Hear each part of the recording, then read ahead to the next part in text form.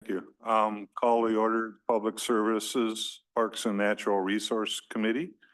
No, I called it open. I'm saying we need a nomination from the floor to nominate somebody to be the chair for the meeting. I would I like, nominate, go ahead. I'd like to nominate Mike McHugh. The nomination for Mike McHugh. Is there a second for Mike? Second. This is Cathedra. I'm online. Second from Decidra online. Sorry, let me bring up the Zoom so people can. All right, any other motions or nominations? I'd like to nominate Bill. Bill Langer, is there a second? Second by Eric. Okay, so we have two nominations. Any other nominations? Okay, all those in favor of, I guess, first Mike or Bill, either you refuse the nomination? All right. Mike has been removed himself from consideration. Any other considerations or nominations? There, so we have some motion and a second for Bill Landgraf to be the chair. Any discussion? Otherwise, a motion signifying, say aye. Aye. Opposed? Okay, motion carries. Bill, your show 6-0. We've taken roll call. Okay, thank you. Could Eric please do the Pledge of Allegiance tonight?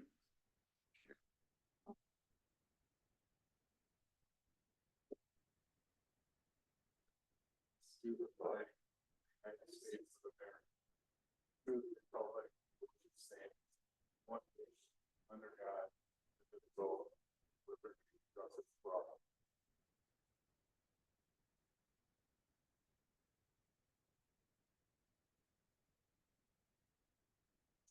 Item 4 is the approval of the January 29th, 2024 Public Services meeting minutes.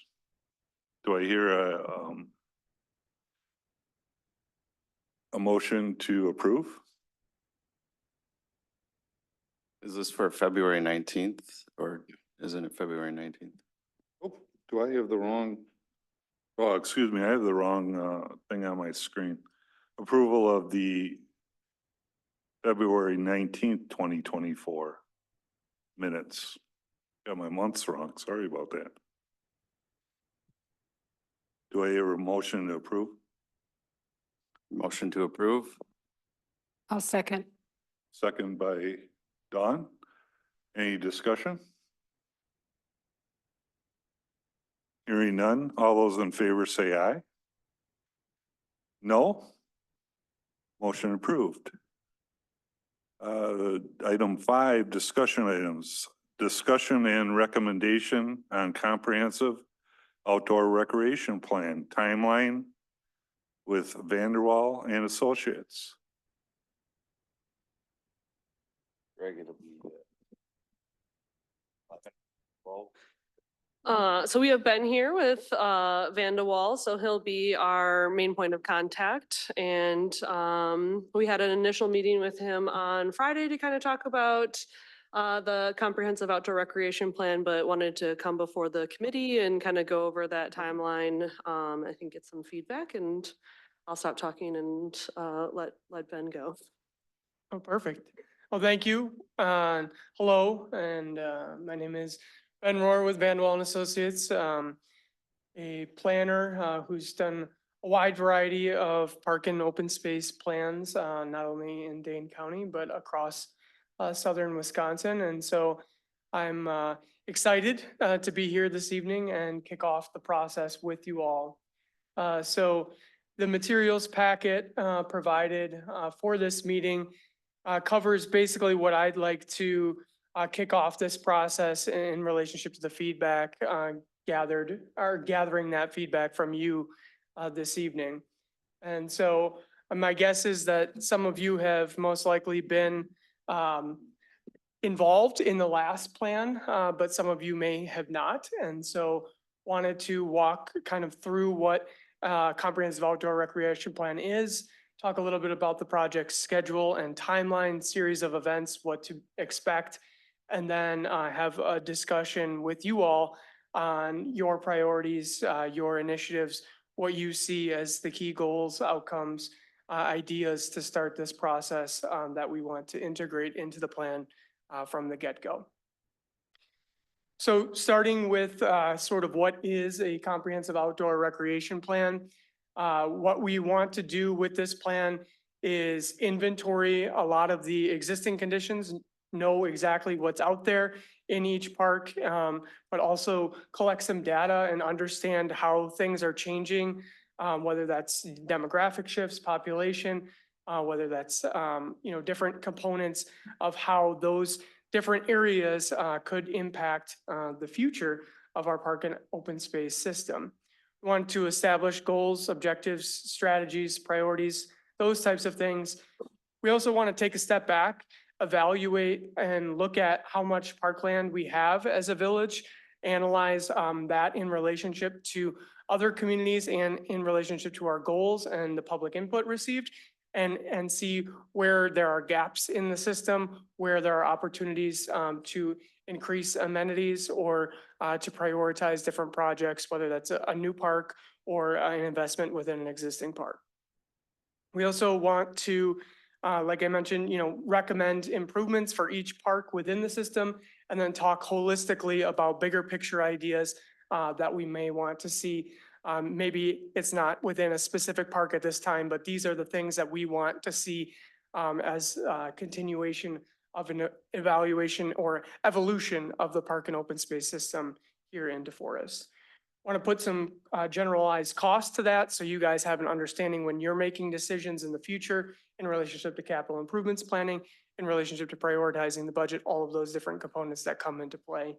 And then finally, developing an implementation action item kind of set of strategies for how we can go about addressing the issues and opportunities and advancing the goals within the plan. So the project schedule and timeline we have right now looks a little bit like this. It's there's some core components to that project schedule as of right now. From the get-go, want to introduce you guys to sort of your role in this planning process. And so today being the kickoff meeting as part of gathering that initial feedback, then coming back in the summer and reviewing the draft document in detail, providing that input to us to help refine that draft, revise that, and then finally at the end of the process, doing that same kind of thing as we do in the summer, but then finally ending up with a recommendation for adoption towards the Plan Commission and Village Board. In the interim, in between those various steps, we'll be doing a variety of public input opportunities, one being an online survey and also a public workshop or public opportunity to gather some feedback that will run along the same timeline as that survey. So if people aren't able to make the meeting, they will be able to participate in that online survey, give us all of that initial feedback on what they like, what they're using out there in the park system right now, how could their priorities be reflected in how the park and open space system changes and evolves over time.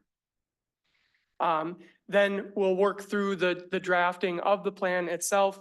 And before we come back to you seeking a recommendation and kind of tidying up the final draft of the plan, we'll have another open house public opportunity to gather feedback on the draft plan to reflect those ideas of the public. And then I should have mentioned all of those meetings that, with this group following a public input, will provide all of that input to you guys so you have an understanding of what we heard and what kind of initial ideas come out of that direct result of the public input process. Did you want to talk about a youth engagement opportunity? Yeah, so one of the things that we talked about in our meeting on Friday was the idea of maybe adding an additional workshop to have it be targeted towards youth. So see if we could partner with the school district, get in there for a day and kind of target middle schoolers, high schoolers to get input on the plan as well. We had talked about the idea of doing a survey, just like a paper survey, but I think, unless we have a teacher really facilitating that, or a parent really facilitating that, we thought maybe doing something in person. So that was something to consider as a group tonight, if that would be something that we would want to consult to have Van de Waal do that as well.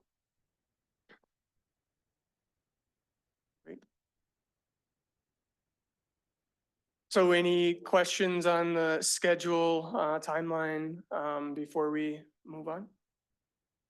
I will just add also, Judd reminded me, so we did get approval from the board to have some contingencies for this plan. So we have some additional funds that we would be able to pay for that additional input meeting.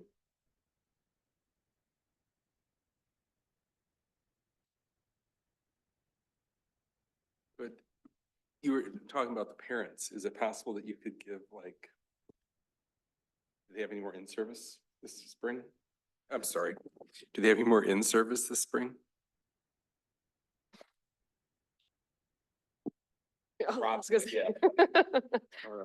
Or are there any more meetings with parents at all? Is that a time you could hand it out then, if you're gonna do something and want direct input? You could always send something home with the kids if it gets home, and they could do an online survey by next time, but that would be about it. The only reason I'm saying is because I just got done teaching, so.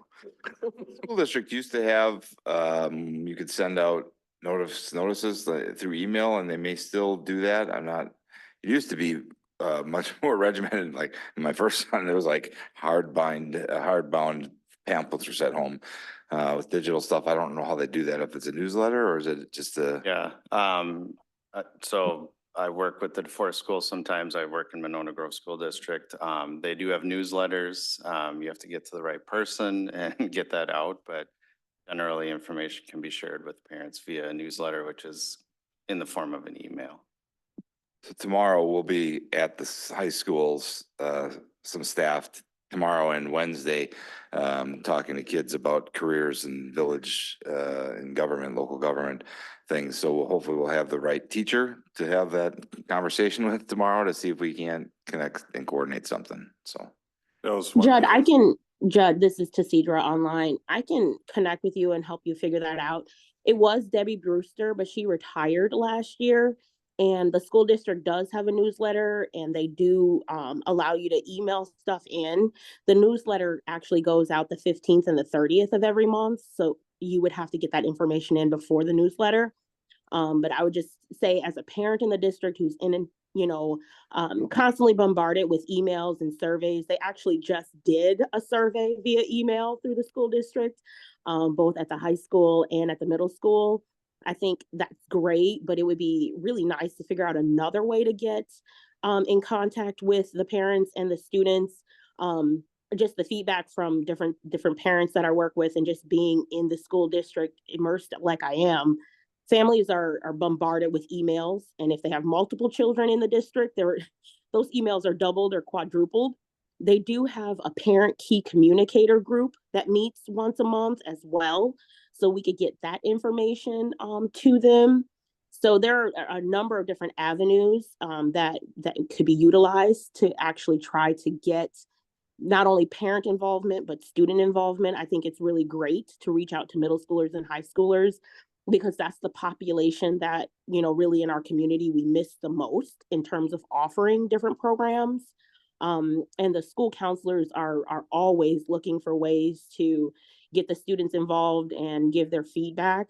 And I know the high school has a number of different student groups that are leadership groups that are really great to connect with as well. So if you want more information, Judd or Greg or Reese, just let me know, and I'll be more than happy to point you guys in the right direction.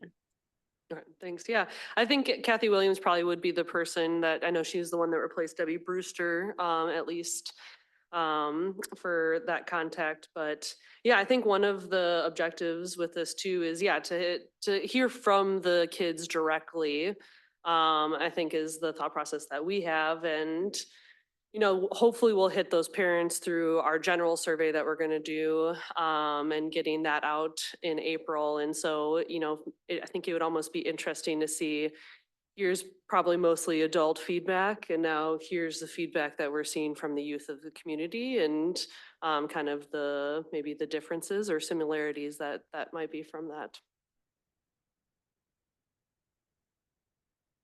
At the village board level, we were talking about getting youth involved. And this might be a perfect experiment per se to get them involved. I'm just worried about the timeline of getting it started and continuing, meeting the timeline. If they'd be interested in, you know, in July, we're gonna have a draft review of the meeting. If, say there's 12 kids interested, if there could be a, you know, 2 or 3 that could come to the meetings, that would be great. When you do go to the school tomorrow, maybe see if there's a teacher or a guidance counselor that would take the lead on it. Maybe they could give them part credit or something like that to follow through. But I think this would be a great opportunity to see how to be able to show the youth there is a process and how we do it so they better understand. But I think it'd be a great idea. It probably won't cost anything. Don? Or Ben, it says public workshop. Mhm. What exactly would that entail? Oops, I'm sorry. The online survey is also in April, Yes. and then the workshop in April. Yeah, so what we're trying to do is essentially provide an opportunity for people who may not be able to make that one evening in-person meeting. So people have busy schedules and things change. And so what we had talked about at the staff level was trying to have the opportunity to be inclusive in that space to allow for both an in-person opportunity, gathering very similar feedback to what we would be gathering online. Okay. So what that workshop looks like will be interactive in format. You know, the exact format, I don't know yet because we still need to figure that out. Most likely it will occur in this building on an evening night, you know, from 5:30 to 7 or 6 to 8 or whatever that may be. And so we'll have activities that gather similar feedback to the online survey with the hope is that we could combine all of that information into being sort of, here's what we got from the public, whether they were able to attend in person or not. Thank you. My only other comments would be, and welcome to DeForest. Thank you. Glad you guys got the contract. It was very competitive and I liked the layout of your presentation as I did the others, but you stood out in some other areas and I'm hoping for a successful outcome. You've had a chance to look at our old 5-year program, correct? Are there any areas that you think that could be improved on that? Yeah, Just so. in general details, you don't need to get Oh. into specifics, but just what do you think we need more on this plan going forward than what we had 5 years ago? Yeah, I mean, one component of the existing plan is the length and size of that document is a bit cumbersome for someone who may not be savvy in looking through what they're trying to find in a plan like that. So I think the formatting and the components of what's in the main plan versus what could be kind of some separate appendices that live in separate documents even to really streamline the meat and bones of that document. That's one way to improve it right off the bat. There's, you know, I have not read every single recommendation from every single park that's in there. I also need to work with staff to see what has been implemented versus what is still outstanding from that plan. Because obviously, I would assume not everything got implemented because it's just not the way that the world works. So we still need to understand that component of things. I think one thing that we will in particular focus on is looking at the impact fees in relationship to where we're getting parkland dedication and if those need to be reevaluated. As a community that's growing as fast as you guys, there is a need for, kind of continuing to evaluate those fees and looking at what sort of impact fees need to change, evolve, whatever else it might be.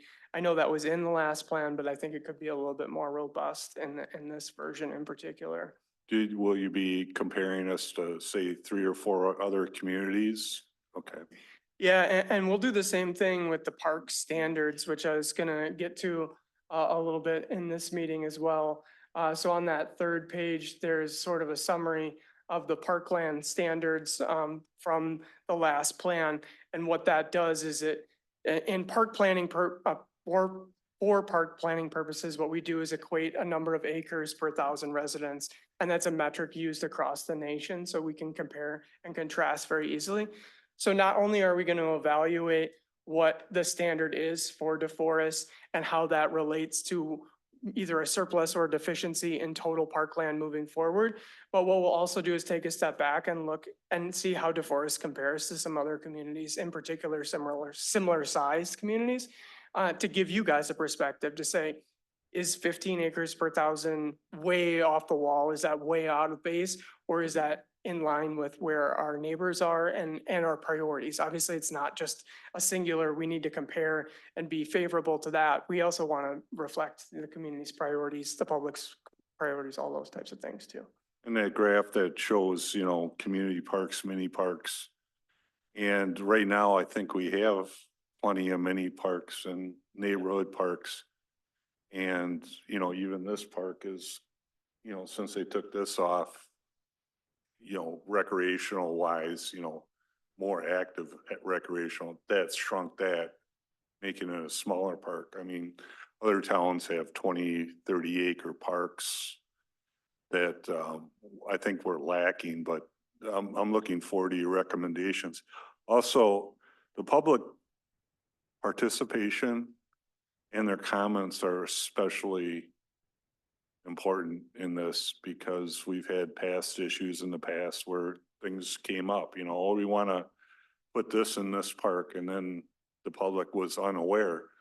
And I fully support having a plan where a 5-year plan where it's not, this is going to happen, but this could happen. Yes. It's a wish list and that aspect so the public knows what could be, and along the lines they can change things, of course, but it's great to have like a master plan of the parks. I mean, you can micromanage way down to the mini parks, do they need 4 slides or 3 slides type of thing, but the bigger picture is what's most important, and the public participation. And I hope that occurs. I can't tell you to do it. And a lot has to do with the public filling out the polls. And also the last 5-year plan had a lot of questions that were, not to say vague, every question is important, but some questions, 50% of the people answered. The number one question, do you live in DeForest?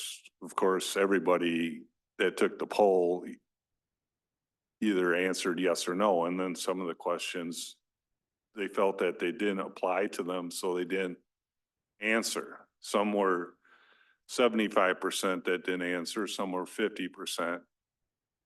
If there's some way we can get the questions that are pertinent, I think if you have too many questions, people get bored.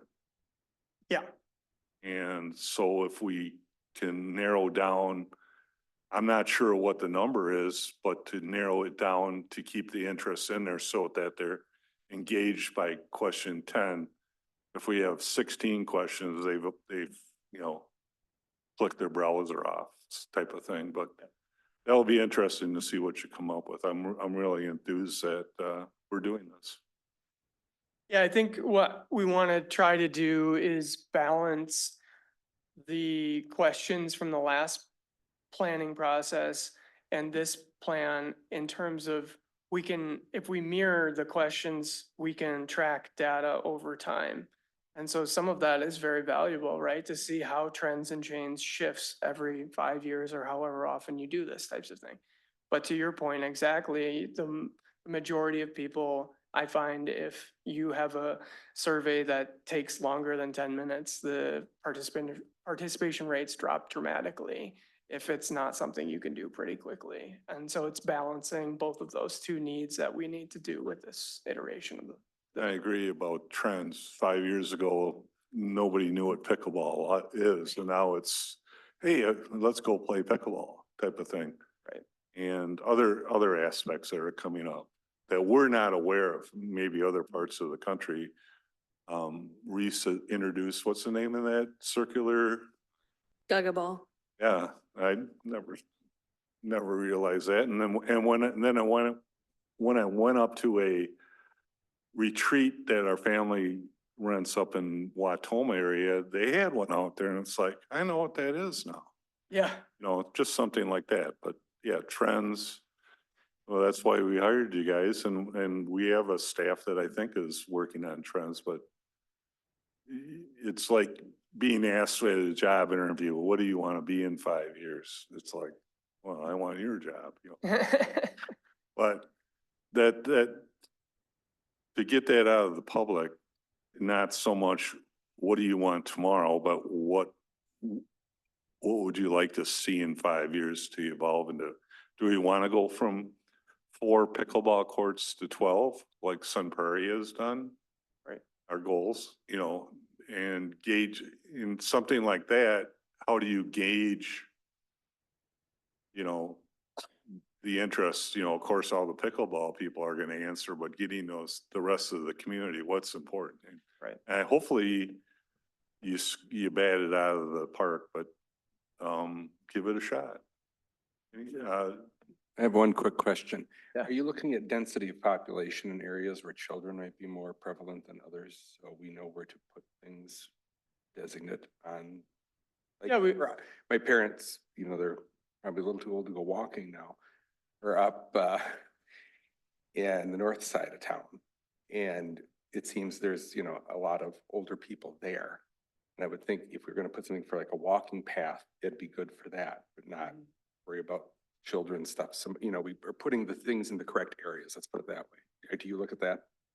Yeah, we'll be doing some park service analysis through this process that looks at how people can access the park facilities that we have and where there may be gaps and deficiencies within that service area right now. And there's national standards that you can use at a half mile, a quarter mile, full mile in those radii to figure out sort of where those gaps may occur.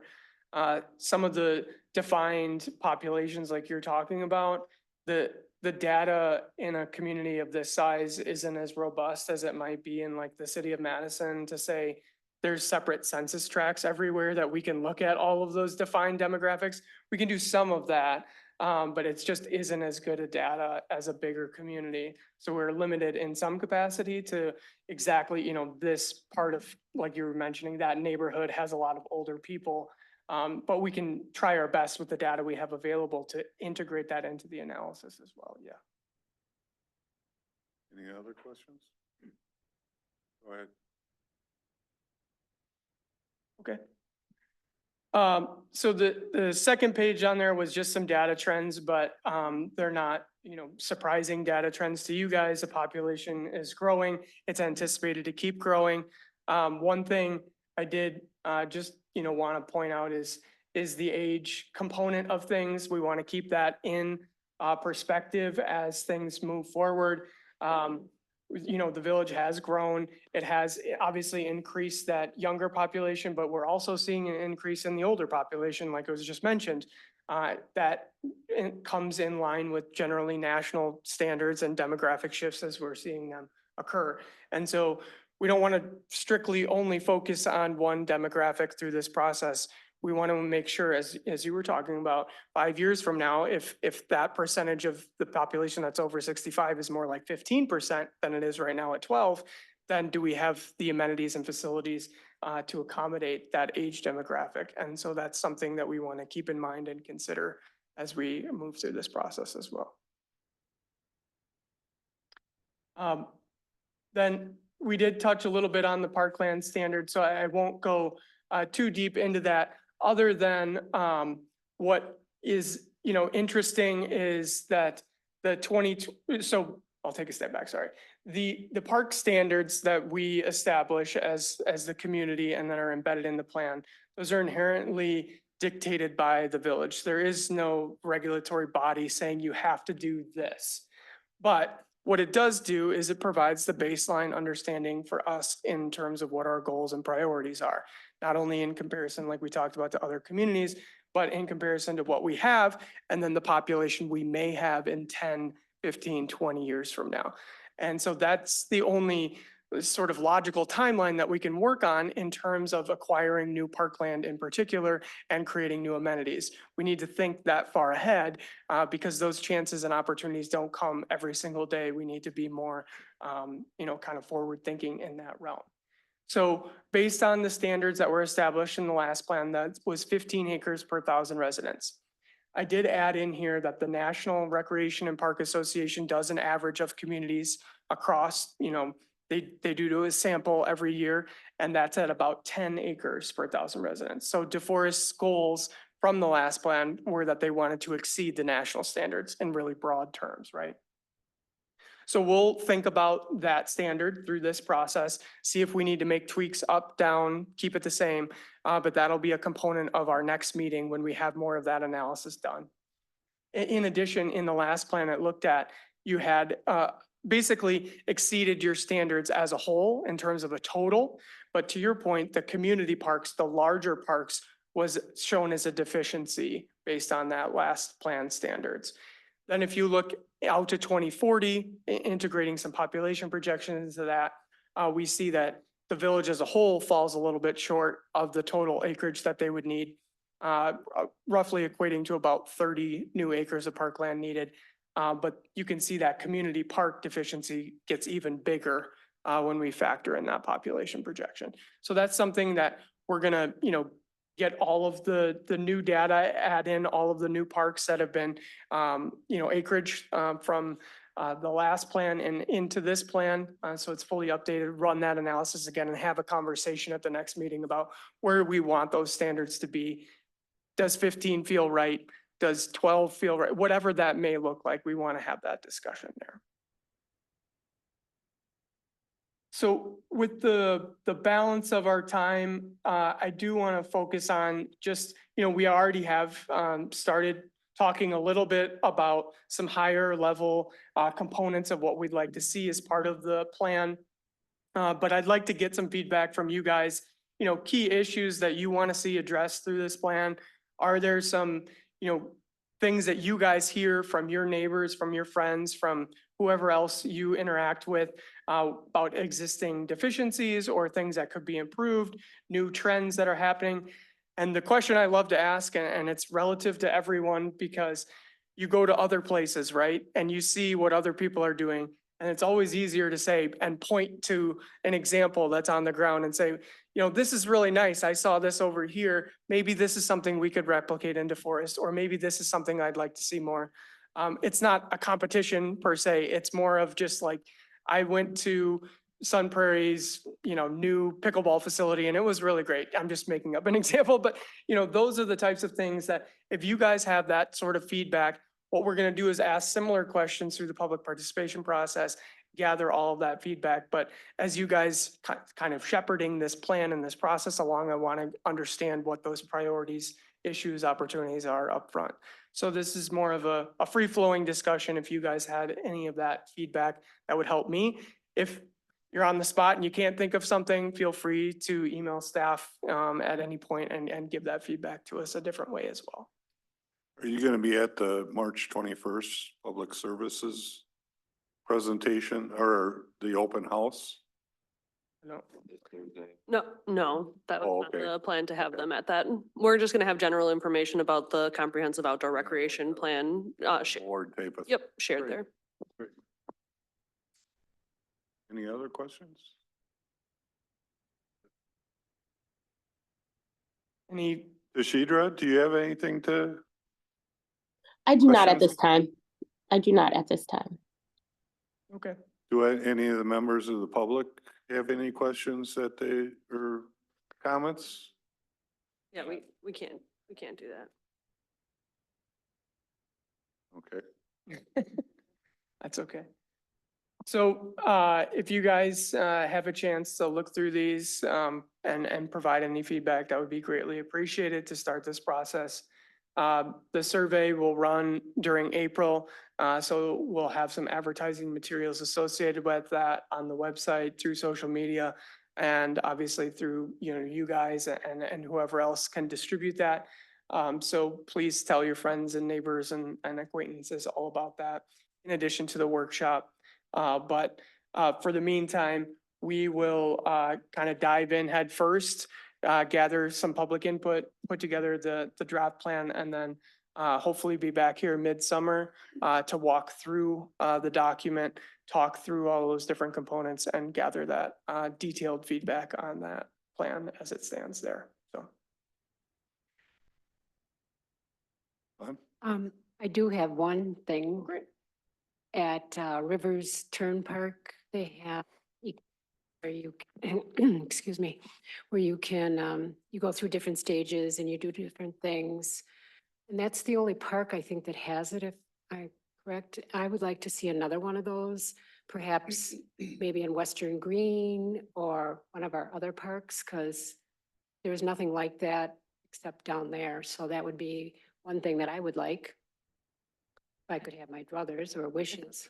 I think the high school is the only other location. I think in their parking lot, kind of over by the tennis courts, there's another one, but those would be the only two in the community that I Right. would But know. the only one in our park is, Rivers Turn, correct. okay, Yep. all right, just an idea. Yeah, Thank you. great. Go ahead. Are you gonna stick around for the next agenda item? I am unaware of what that is. So I'll be talking about mountain bike trails, and that's something that I would be interested in having in the village. So I'll share some things about our club and some things that we're seeking. So that might be helpful information as well. Yeah, I'll stick around, yeah. Just a quick question. Will we be taking a consideration where we're going to be putting things next to the buggies? Everything else, now that that's moving ahead, should we be looking at like putting spots over there as well? Or a small park for people? Yeah, so with the village just completing the comprehensive plan not that long ago, you have sort of outlined a growth strategy within that plan. So we're gonna use that as the framework for where future parks should be located and integrate that into the future park map. The details and relationships of the development you're talking about, I'm sort of ignorant to at this point in time, but we'll rely on communication with staff, reading that comprehensive plan to understand where those opportunities may exist. And we're obviously going to recommend some new parks, whether that's large scale, small scale, whatever that may look like within those growth areas as planned in the comprehensive plan. That's all. Mhm. Thank you. To expand on that, it's kind of like a wish list. If this area over by the interstate becomes residential, are you going to recommend that we have a park of 10 to 20 acres or, yeah, correct. And I think that's what he was getting to. Yeah, and the key to that is not to say that every single one of these parks is, or one of these areas is going to become a park. What it does is it gives you as a village leverage when the developer comes in and says, this 40 or this 20 acres is something I'm looking to develop. In our comprehensive outdoor recreation plan, we have identified this as an area where we need a park or a connecting multi-use trail or whatever that looks like. And that gives you the conversation starter to have that conversation right off the bat. In addition, what it does, if it's in your comprehensive outdoor recreation plan, it's automatically grant eligible through the stewardship funds applied through the DNR each year. And so you can leverage that opportunity further to potentially supplement the village having to invest in all of the amenities associated with that new park, or the developer on the flip side having to do all of that. You could leverage those different grant funding opportunities if it's in the plan. Any other questions? I just did want to add, so, as Ben had said, if you think of other ideas outside of this meeting, please feel free to reach out to us as staff and we'll make sure that we get that information to Ben. And then also, because we did not have public comment, so, the public, please feel free to also reach out to us as staff and we'll make sure that this information gets to the group. Send them right to you. Yep, definitely. Perfect. Well, thank you guys. I appreciate it and look forward to some public input that you guys are welcome to join in. And otherwise, I'll see you later on this summer. Thank you very much, Ben. Thank you. Moving on to item 5.2, discussion on alternative mountain bike trail locations.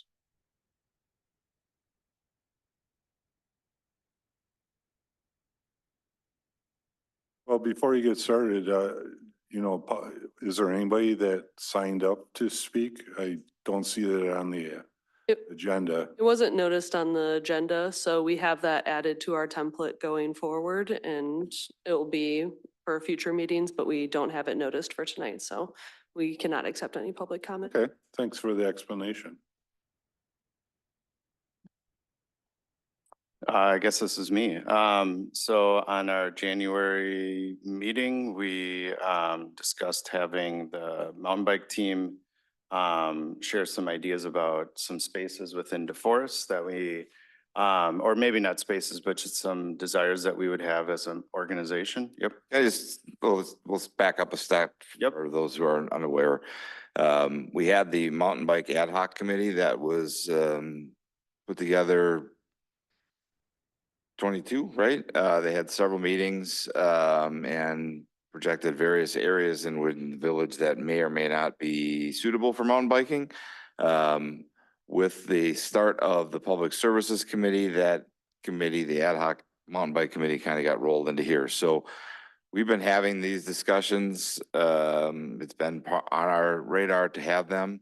We wanted to get this committee up and moving first before we landed with a really big item. So we took a little time to get the committee moving. We started the conversation last meeting in January. Was the first time we brought this forward to the committee to have a discussion about it. Things went from there to fast forward in the last month and brought forward to the village board. But this has been an ongoing plan for us to work through. And at our last meeting, we'd asked Matt to come forward from mountain bikes perspective, the mountain bike club's perspective on options, opportunities that are available within the community, so we can kind of formulate that as a group to come up with a plan. So that's how we got to this point. Go ahead. All right. Before we get started, I'll just read our mission, vision, and values for our mountain bike team, which we do have anytime we share anything in public. Our mission is to build strong minds, bodies, characters, and communities through cycling. Our vision is every youth is empowered to be a part of a thriving and engaged cycling community. And our values are fun, inclusivity, equity, respect, and community. So what I'll kind of walk through here is kind of a wish list of things that the team would like to have in DeForest. I've used examples of land that is existing just because it's something that a lot of us are familiar with. And so Judd, if you want to go to the next slide there. Some of the concerns that have been brought up in the past with mountain biking, safety, wildlife, effects on the land, privacy, parking, use by those outside the community. I want to appreciate and honor those concerns, and I hope that they can be explored. But I would advocate for us also bringing in professionals to help us really understand these issues.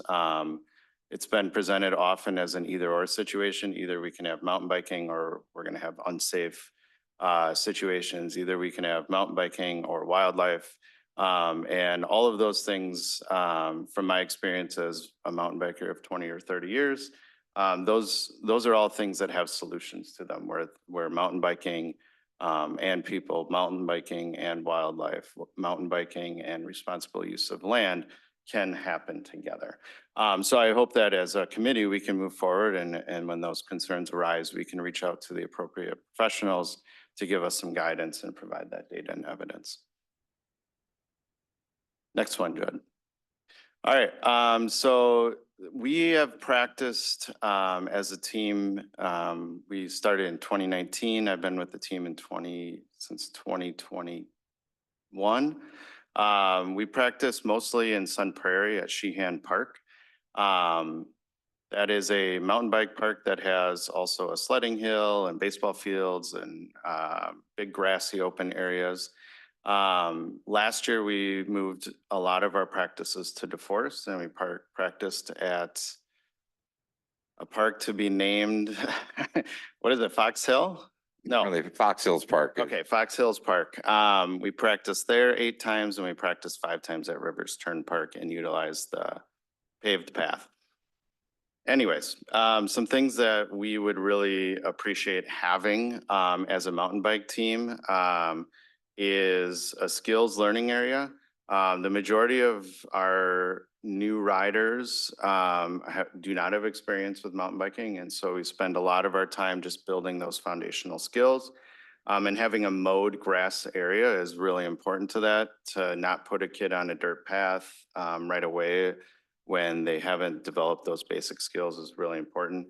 And then as we progress throughout the season, variety of skilled riders, we use mowed grass areas often for demonstrating new skills, new techniques, and practicing all kinds of different activities. Hand-cut dirt trails is one of the most important aspects of mountain biking. So hand-cut means that they're not machine built. They're built by using shovels, rakes, and things of that nature, using the natural features of an area to kind of have the trails move along with the contours of the land. Some wooden features and dirt features are great. There's some images later, but things called skinnies, rollers, rock gardens, tables, bank turns. Those are all things that can be built that provide riders opportunities to practice skills in a much safer environment than when they maybe see those things along the trail traveling at a high rate of speed, or if they're in a race and there's other people around them. And then a hub is just a starting area or a gathering area. So oftentimes you'll see, I drew some images on some things, some maps, but an area that you can gather, you can, all of our practices start with a team meeting and end with a team meeting. And so having a hub area is really nice to have like a central gathering space where we can go over goals for the practice, address any concerns that we've been seeing and things of that nature. So that would be like a skills area. And then cross-country trails would be the other aspect that we're looking for. Those would be longer, 2 miles or more of trails. And if you're a skier, you might recognize like green and blue. Green is generally like pretty easy. A beginner could go on that. And blue would be a little bit more challenging. So in the skiing analogy, it might be a little bit steeper or a little bit narrower. For mountain biking, it might be more hills. It may have some small features that you have to go over, such as a rock garden or something like that. So in general terms, a skills area with those features listed there, and then a cross-country trail that, of at least 2 miles would be fantastic. So this is an image of Rivers Turn Park. I put this on here because we're all familiar with it, and it provides an excellent kind of variety that we would be looking for in a park. There's like a little sun there. That would be a great spot to have a hub area, and then a variety of small trails branching off of that. You can see some blue straight lines there. That would be a great spot to put some skills area. So the I think most of us are familiar with the size of that park. And so this is a great way to kind of demonstrate like that skills area and the amount of land that would be appropriate for that. And then also having that variety of having a mowed space that we can use. And then a small space that's wooded, that's more like what we would experience on a longer cross-country trail. Yep. Oh, sorry. Yeah, the different colors are just to designate that those would be different loops within that trail system. So they really don't mean anything in terms of like the level of trails or what you might see. It's just to see that in a small area, you can get several kind of loops going. That then when you put them together, you can create a longer kind of run. Yep. Yep. So some of the features that I talked about a little bit ago, so upper left there, the kid is going over what we would call a table. It's just a mound of dirt that has a flat area on top, which is great for helping kids you can roll over them. If you want, you can jump over them. They provide some variety. In the middle top there, there's just a pile of rocks that you're riding through a rock garden, often a feature that you'll see on mountain bike trails. On the right-hand side, you can see bank turns. Many mountain bike trails will include some sort of bank turns. That one's pretty extreme. It's usually, just kind of dug into the earth a little bit, but that was pretty easy to highlight there. Lower left, we have what we call skinny, which supports kids in helping them with their balance. So oftentimes in a skills area, you have varying widths of wood skinnies that kids can ride over so they can practice their balance. It also helps them practice getting off of their bicycle in case they need to quickly. And then the lower right are what are called rollers, which is just a series of little bumps. And you can see as this rider goes over, they can practice a variety of skills using those. So those would be things that would be great to include in a skills area. And then why skills area, I kind of talked about a little bit, but they're incredibly fun. There's a variety of skills areas that my family has visited and they're very small, but you can spend hours just going over and over and over again and just having a good time. As I said, they do help with skills development. That's usually the main reason why a team would want them. We can do a lot of skills that we can't do on like a flat grass surface by having a little area with some intentional features. And then lastly, they're accessible generally to a very wide range of riders. So somebody that's never ridden a bike before can use that space as well as somebody that has a great deal of experience. So there's some other areas that could possibly serve that are not owned by the village or anything like that, that is pointed out. There's these parcels that are east of the river and north of Windsor Road that currently do not have any access to them, but are on higher ground and, just throwing it out there as a possible idea. They do have challenges in terms of wetlands that you need to build some sort of structure to get across, similar to what the current Yahara River Trail has in locations. So. And then this just gives an idea of like how you could kind of use something like that. There's obviously, like I said, the wetlands there, but having a spot where you could easily access it from a trail would be great, but avoiding those wetlands. Last thing about that is this is an example of a lollipop loop, even though this doesn't look much like a lollipop, but lollipop loops are often a feature of mountain bike trails that help with safety aspects when you have only one entry and exit. Even though the trail might go in one direction, it requires riders to slow down and the amount of opportunities to have interactions outside of that trail is significantly reduced.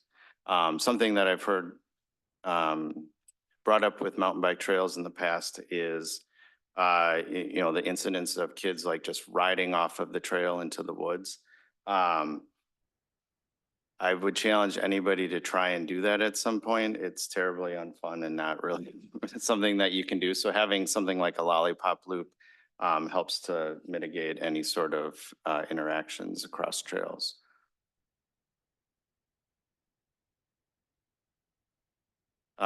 You can skip this one. I kind of talked about that already. That's that area north of Windsor Road.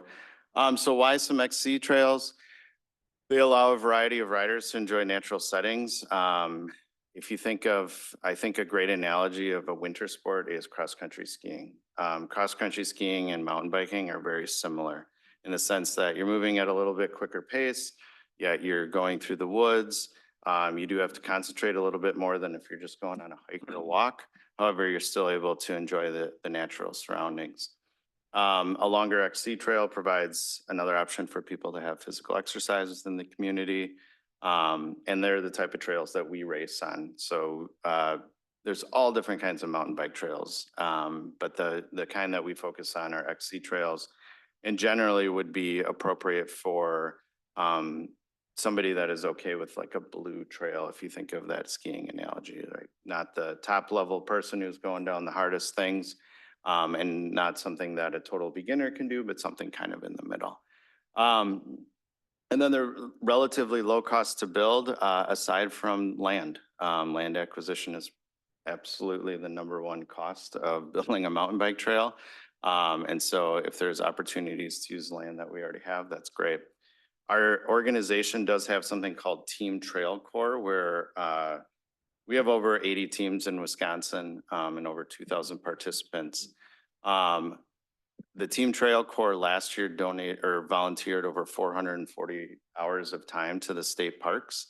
And so that's part of the organization where the teams compete to volunteer time to help support the building or maintenance of mountain bike trails. So like Blue Mountain State Park received something like 70 hours of volunteer time from our organization last year because they added to their mountain bike operation there. So.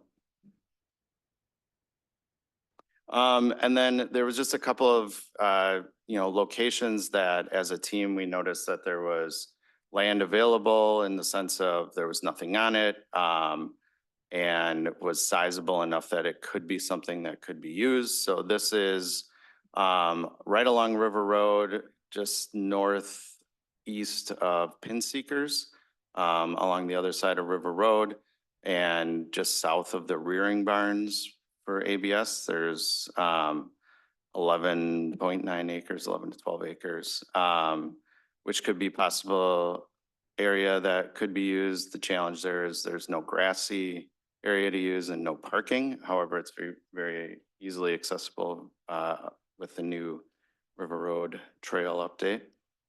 And then there's a couple more that we threw out there.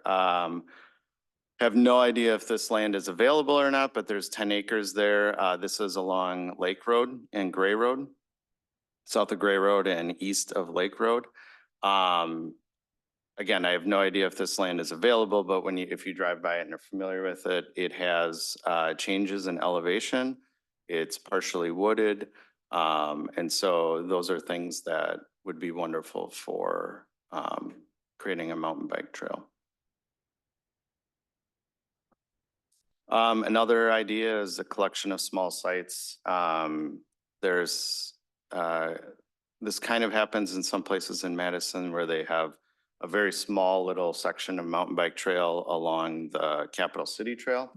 And so they call it Shred to School, I believe, where kids can ride along Capital City Trail, and then they have little spots where they can go on features and try out skinnies and things of that, some of those things that I showed in the skills park.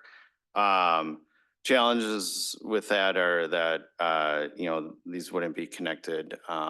It would be great to have, but our team wouldn't necessarily be able to utilize those types of things to support our riders and developing their skills.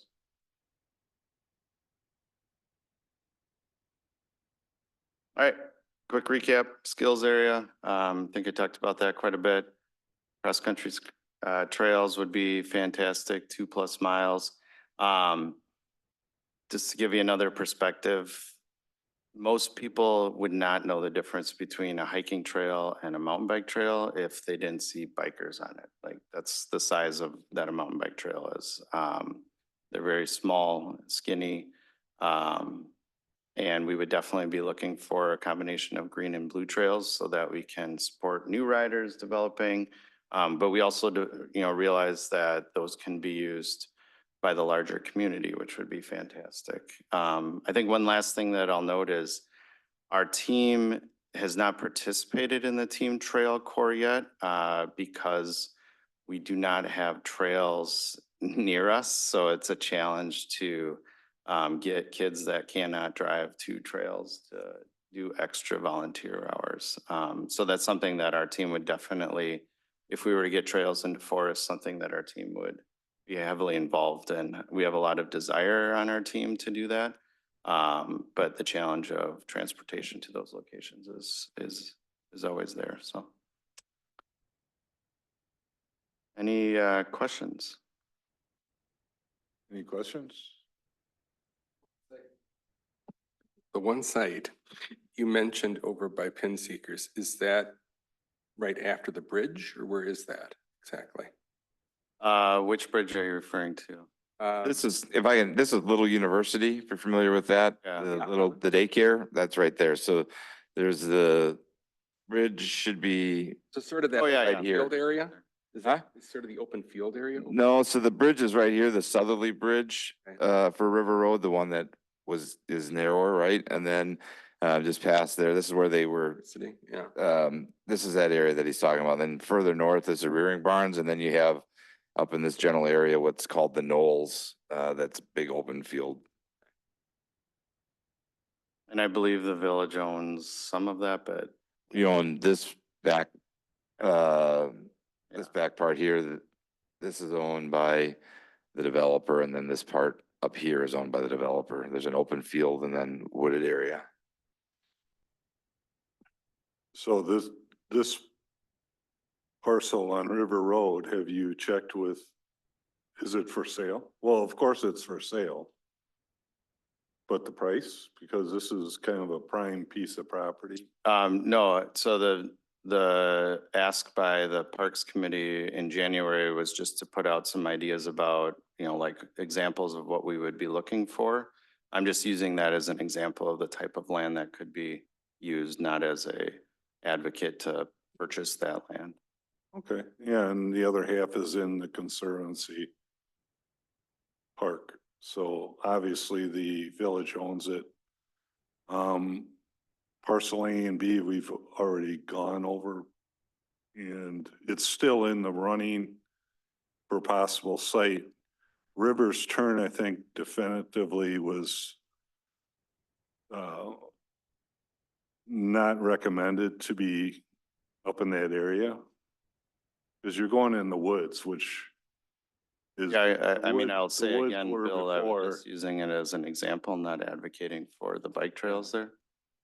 But don't want everybody to get excited or enthused at, where the lines are is, that's where it's gonna be. It's a great idea.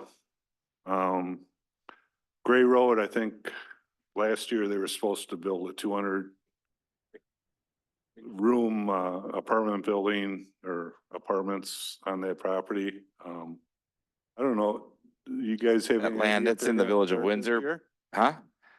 Are they gonna start this year? It's in the village of Windsor, so I'm unsure, but that land was purchased by, I don't know if it was purchased by a development group for housing. But the church was purchased for a nonprofit medical clinic type scenario. Oh, yeah, as you know, things change. Are kids right now going off trail into the woods anywhere that you're aware of? Because I have no idea. I mean, I'm a coach of kids, but I don't parent them, so. because we could get some ideas of what's popular with them and, behind Veterans Park is that, we've looked at that, but deemed it unusable but maybe kids have some different ideas, or, you know what I'm saying is, of course, the original place off of Sunnybrook Park, where the kids got kicked off 4 years ago, is on private land, so that's up to the landowner's discretion. But I was just, I'm, you know, not 14, I don't go biking through the woods, but I'd like to know where these kids are currently going through. They're obviously not supposed to be going through the woods in Conservancy. But that's Hopefully, since, hopefully they aren't, but, when was that, put in place? That kids aren't supposed to ride their bikes in the Conservancy? well, it's possibly going to be talked about. So it isn't like official that there's, like, they're breaking any sort of ordinances or anything like that at the moment? Not ordinances, but just, we're gonna define what, I think what we're gonna do is define what parks uses should be. You know, this park, of course, has different uses than, say, Western Green versus Conservancy. If not now, in the future, but, yeah, thanks for putting this together. It's always great to have new sites. I mean, you probably didn't know about Gray Road, so. No, again, I just But was yeah. using examples of places that looked similar to what would work as a mountain bike location. Yeah, and I've necessarily talked to you about advocate. other locations, and What's that? I've talked to you about other locations, but Yeah, I I've mean, learned never to say never, that right, something might not happen, but, there's Right. always a possibility, but thanks. Anybody else? I have a question, but it's for Judd, Okay, go ahead. 'cause I love you so much. Hot seat, go ahead. So Pin Seekers is up and everyone knows I didn't like it. Hmm. But they are gonna build that new hotel there. Now that is still a huge tract of land, also the opposite side of where the baseball diamond is. We control that amount of land out there. That's owned by the Bullish Investments, Parktown, right? The folks who developed Conservancy Place. So they're looking to sell it for commercial real estate space. Can the city do any eminent domain in that? If it's, we're only talking 18 to 20 inches wide. Here's my thing. I've been hearing this for the last how many weeks, and I've been gone because of my father being quite ill. I'm just gonna give my 2 cents. I'm not opposed to anything that the kids want. The only thing I'm opposed to is spending a lot of money on stuff, especially when taxes have just gone up and everything else has gone up. Pickleball courts and everything else. Like I keep saying, we are not Sun Prairie and we are not Wanakee. We just don't have the money. People are moving out because of the taxes. My belief is really simple. We have to keep it within a certain construct. If we can get things we want for people, and if they're willing to do it at a base cost of almost zero, and there should be ways to do things. I know Parktown can do that, but Parktown also, I could complain. I look out my front door now and it ruined my view. You have seen it, Rebecca? Bill, you have seen it. I used to look out, there was the nice sun. Now I see giant nets everywhere. Now they want to put a hotel there. You know what? Eric, excuse me. I know. Keep it to. I will, I am, Thank you. but this is to the point. Parktown did this. You know what? Parktown can give us something else. They can give us this if they want, as far as I'm concerned. I would think there'd be a way we could get them to go along. Now, I don't know if it's going to be to everyone's liking, but I know enough people don't want it in Conservancy. It's right next to Conservancy, and it isn't that big of a trail. And I'm thinking if we could get them to bend a little, maybe everyone could end up being happy. So I'm just, first, Yeah. eminent domain requires a government to pay fair value, fair market value. So there's not a free cost involved there. It'll be more expensive than you might imagine. What's that? Yeah, plus attorney fees and all this other stuff. So that's not a fun process. And the Village of the Forest has never really wanted to get into eminent domain. We've avoided it, I think, in every instance. I can't think of one in my time with the village in 15+ years that we've done an eminent domain portion. So it's certainly possible, but you get visions of the movie Up, or the big bad government versus a small little building. That's not what we want to do. We are working with Parktown. They called today. They were alerted to this. We assured them that there is nothing that village staff is planning to do in the Hawthorne Point Rivers Turn Park area. Right, their concern was the intrusions on their private land, which is north and south of the Knolls, and those two wooded areas, right?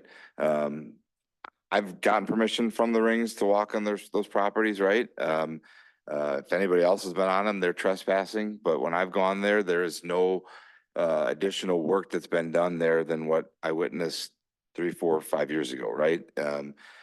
So it was the Rings are upset that this was done on their land. They would like mountain bikers to come back and fix that, whether it's, not saying the club, but the mountain bike club is a group of mountain bikers. Maybe some of them are involved, maybe it was somebody prior, I don't know, but so they're looking to potentially close off that land, right? It's never been designated for anybody to travel on officially, right?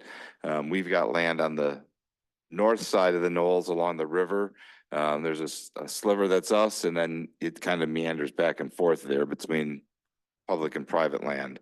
But so there are opportunities there to rehabilitate that, right? And that's something that Greg and I have talked about with our team, is to rehabilitate those areas. So we have a fresh set of, this is level 0. There's been no disturbances. It's been put back-ish to a natural-ish state. And we'll know to go forward, right? Just like we had to remove the fort that was built on the Hawthorne Point there. We didn't want to do that. Some kids were ingenious and built a fort there, but when I was up there walking 2 weeks ago, I noticed it collapsed a bit, probably from the weight of the snow, right? So unfortunately, we had to take it down, but that's an incursion as well that's occurred on private property. Private meaning public property owned by the village, not sanctioned. Nobody was authorized to put that in there, right? We've had that in other parks where there's been teepees and things, and do we have to go in and tear them down? I guess we do, right? So these are all things that we have to take into account and consider. And we are working with Parktown on potential additional lands from them, or we'll be looking at other places. I mean, so this is a starting off point, not a starting off point. This is a continuation point, looking for an end at some point as to where could we site a mountain bike park or a trail, and how do we get that done? And Matt has said, and when we first started this conversation, direction by the board, Rivers Turn Park was an area that was highlighted as a potential spot. That's how we got to this point in the first place, is because the board said, look for these areas. This is an area that some kids had started to do some work on.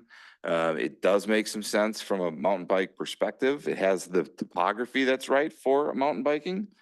But we heard from the residents, we heard from the board, and we stopped looking at that. But when in the process, working with Corp, it was going to be next to free from a installation of a mountain bike course, because it's done by hand by volunteers typically.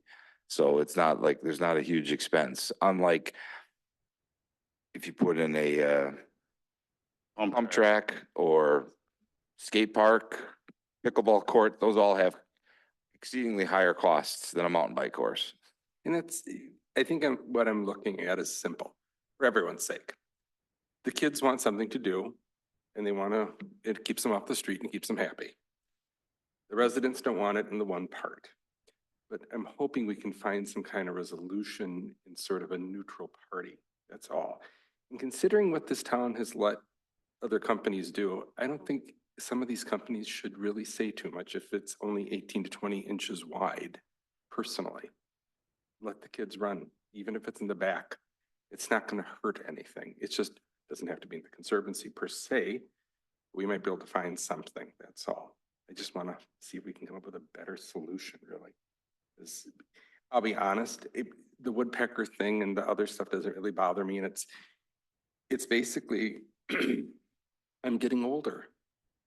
And if I do go for a walk, I don't want to have anything happen. And I've noticed this, like I told you, last month with my parents, they're 92 and 93. They can't do much anymore. And I can, but I think it's also has to do with safety, and it has to do with money. And it has to do with, those are the big things for me, not taking things away from the children, but God only knows I'm a teacher. So, but I do think there is a way to find another answer. That's all. So that's all, my 2 cents right there. Don? Well, first of all, I want to thank you, Matt. I know it was a lot of work and it was done very well. My question are, I'm sorry, there were first 8 possibilities. Those have all been negated, correct? I would not say negated. They were looked at, and some were ruled out, some were shelved, because there's costs involved to land acquisition or other things. So they're not Eliminated. dead. They're not like removed or eliminated, but until something were to come to fruition with some of those, maybe then they could come back to life, right? So the one to the north, I just ran into that landowner this Sunday at the grocery store when I was shopping, and I tried to have a conversation with him about it. It's a non-starter at this point. So there's other opportunities for those land acquisitions that may or may not come. Okay, so that was Danielson's property? Right. And then was the other one Erickson's? I think that was, I don't think there was any of Erickson's. no, there were 2 of them that, Well, there's a Baki, which we're looking into. There's a parcel A, is some of that land is for sale currently. That's off, it's in the village of Windsor off of Diamond Drive. And then the parcel B was another area that has 2 highland areas, and then lowland areas, right? That's on the eastern side of the river, that we could do boardwalk and allow mountain bikes to potentially use that. It has some topography that might be suitable for mountain biking. It's off the beaten path. It's not right in anybody's backyard in the village of DeForest. So it's in the village, right? would be, yes. Matt, your team is high school and middle school? Yes. Okay. And they're from Windsor and DeForest? Yep. So is there a way for us to work with Windsor to help pay for some of this? I mean, he's talking about his team. I know. Hey, you guys can all laugh at me. No, we're not laughing at you. Oh, no, it's just, we know Windsor. No. It's It's a great I idea. understand, but an Matt inside has a outside point. joke. He has 70 some kids now. We had 50 riders this year and we have 17 And they're coaches. from Windsor Yep. and DeForest. Yeah, the way the structure works is that the Wisconsin League assigns students based on where they would go to school. So if they're within the DeForest School District, then they're on the DeForest team. So that, With that, can I just tag on? It was discussed with those 8 locations. A couple of those locations were seated in Windsor, and it was reached out to Windsor, and I think they politely declined. So for what it's worth, that's not saying that's not my role. That's these elected folks. They have to go and bridge that gap. I've been there, done that. I ain't doing it. so Matt, where do you go now as a team? I'd like to know kind of where you go now, so it gives us an idea of what your team needs Sure. here. So last year we practiced, as I said, 8 practices at Fox Hills Park. That was okay, but there is like soccer fields there, which really limits, and then they put in the paved path to connect the 2 roads. So the amount of area that we had like just shrunk super small. And so that's why we ended up at Rivers Turn on the mowed area. Because that provided some elevation, it was mowed grass, and we knew that we weren't competing with any other sports in that area. And we do practices twice a week. Their first 6 to 8 practices are always 100% on a grassy area, so that's where we were for Fox Hills. And then what we do from there moving forward is once riders are ready to ride on trail, we will travel to Sheehan Park or Camrock Park once a week for those practices, and then keep one of our practices in DeForest. Over the years, one of the biggest challenges that parents have said is travel. So kids need to not only get to a location, but they need to transport a bicycle to a location. And so it's challenging to do that. Now, does your team compete against other teams? So where Yes. do you do these competitions? Oh, That's what I sure. was looking for. Okay, so there's 5 races every season. We will be racing this year in Telemark, which is up by Hayward, Rhinelander, Inglewood, which is in Fall River, Trek Trails, which is in Waterloo, and we got Manuka, which is a park in Waukesha. So those locations have changed over the years, and that's determined by the Wisconsin League, working with those locations. So does Wanakee have a mountain bike? Yep. So is there? Wait, sorry, mountain bike team or a trail? Team. Yes, Wanakee has a mountain bike team, and they practice generally at Blackhawk, which is a private club. And then they also practice in Wanakee. I don't remember if they practice on one of the school fields or what it, but they have a grassy area that they practice, so. And are they in your, like when you have competitions? Oh, when we have competitions, we race, all of the 80 teams that are in Wisconsin are at the same race. And so each grade level in middle school, 6th, 7th, and 8th has a boys race and a girls race. And so my son, for instance, I'll brag a little bit. He won the boys 7th grade state championship last year, and he raced against 137 other 7th grade boys. And so they go out in waves. So even though you're racing with people on the trail, you're racing against time. It's like a running race. So when you cross the gate, it's timed to when you finish that lap, so.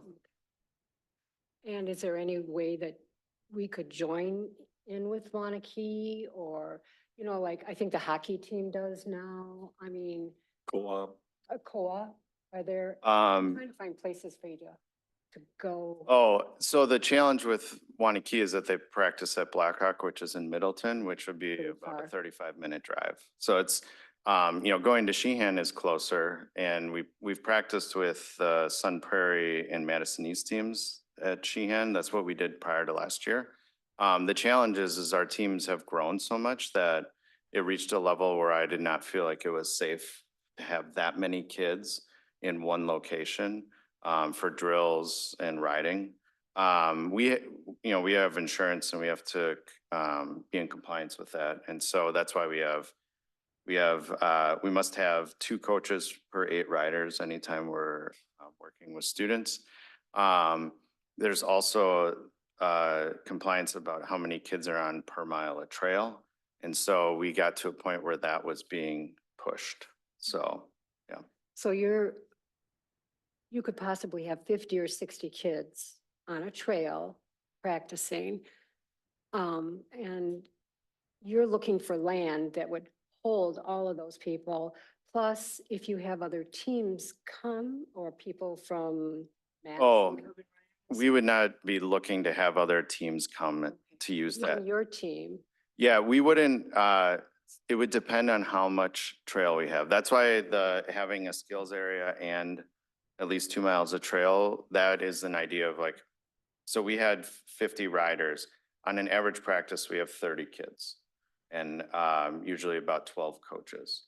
So having 2 miles of trail we usually figure that you can have about 15 riders per mile of trail safely. That gives them area to spread out and things of that nature. So if you have 15 riders on a mile of trail, maybe you have 2 miles of trail, so you can get 30 riders on there.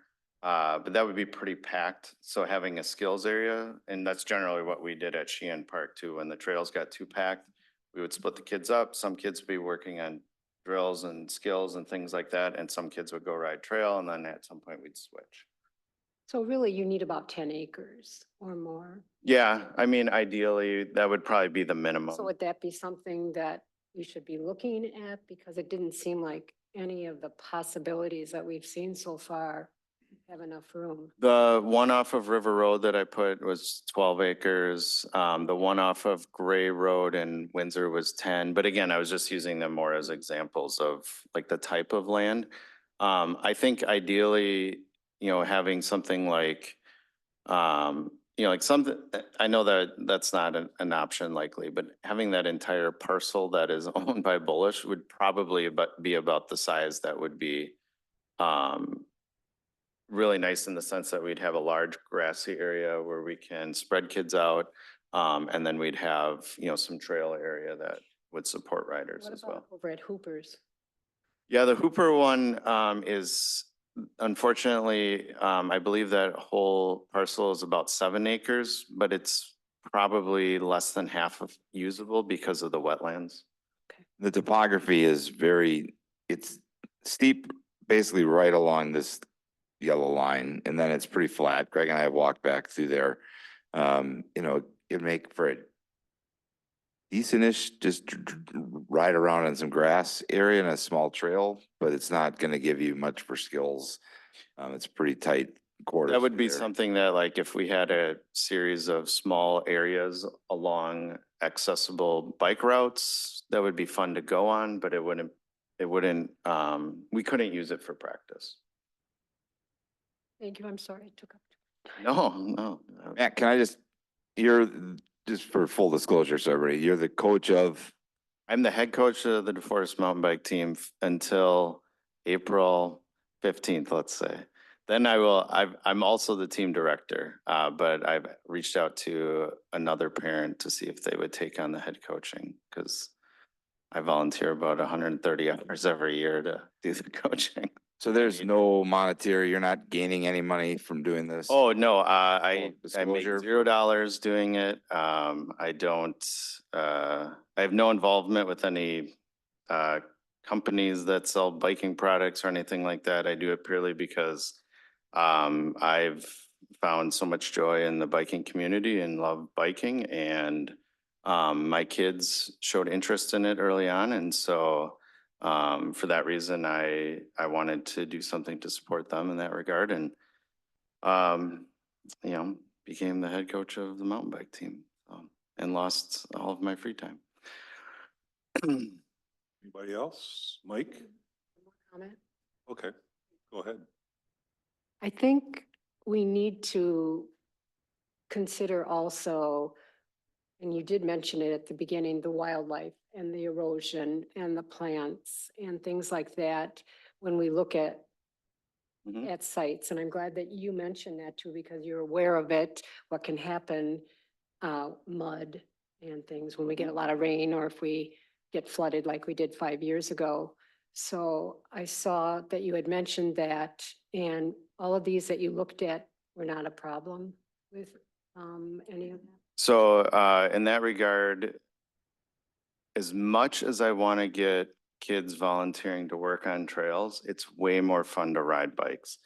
And we would want to get professionals in here that can support us in building those trails in a way that erosion is limited. Safety is maximized and things of that nature. So there's a lot of variability in what consists of a mountain bike trail. You can go all different places and see all different kinds. It's more of being thoughtful in the design. Certainly like the parcel B that I showed, which is north of Windsor Road there. There's, my sister lives along the back side of that in Windsor there, one of those houses. We go back there all the time. There's nice high land back there. But there's also land back there that is just, it's a swamp, you know, like you can't use it. So we would not be interested in doing anything in a place that's just gonna get washed out every time it rains. So Isidra, do you have any comments at all? Otherwise, we'll move on. No, I would like to just move on. Okay. can I just interject quick?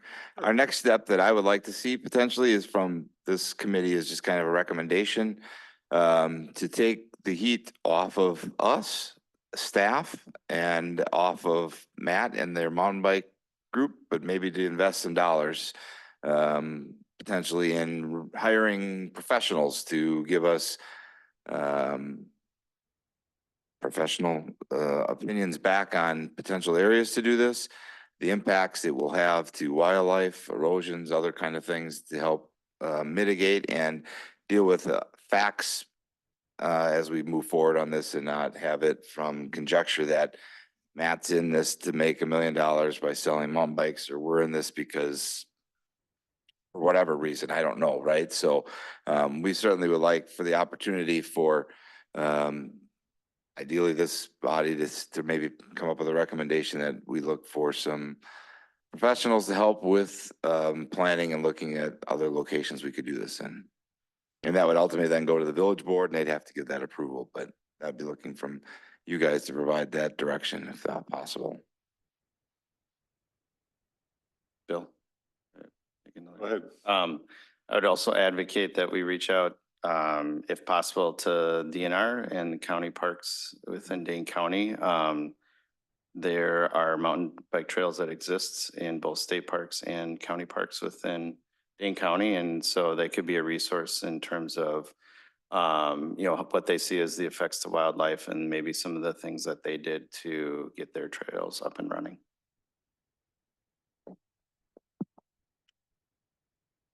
Is there any way, Matt, for you to call up Bullish and ask them what that chunk of property would go for? I think that's putting the cart before the horse. I feel like the committee kind of needs to come up with what they want first before we would reach out about properties. Any recommendations from anybody? You could give us staff direction to just to look into pricing for professionals. We'll start that process, bring it back here, and then ultimately, if you recommend us to move forward with it, then to go to the village board for the final approval there. I would recommend reaching out to Corp first. And for those that don't know, Corp is Capital Off City. Capital Off City Riders, I can't remember. Oh yeah, Capital Off Road. Pathfinders, thank you. Anyways, they organize all of the volunteering that takes place with the construction and maintenance of mountain bike trails and have been involved in most of the mountain bike trail creation and maintenance within Dane County.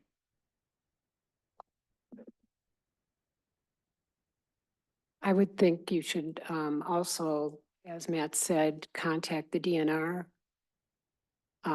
Nice to see what they feel about wildlife, birds, all of those things, plants.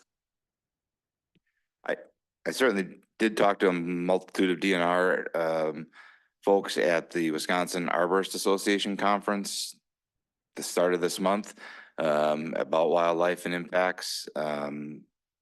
Whether it's on foot or bike, the impacts are the same is what I heard from every one of them, but I certainly can have them come and bring that information forward and get additional folks to provide that. I have reached out to DNR for red-headed woodpeckers and the impacts there as well. And they provided me literature and information back. So it's been an enlightening conversation with many DNR folks about the project. Anybody else? So I'm hearing we can go ahead and generate some pricing and come back and share it with y'all. We can't know what anything is gonna be unless we get a price. Right. Well, would Vanderwall be an option? of course, at a price. You know, the add-on à la carte, you know, We'd have to ask Ben, I don't know if they do that or not, or if they might be able to put us in contact, right? But that's certainly something we could explore.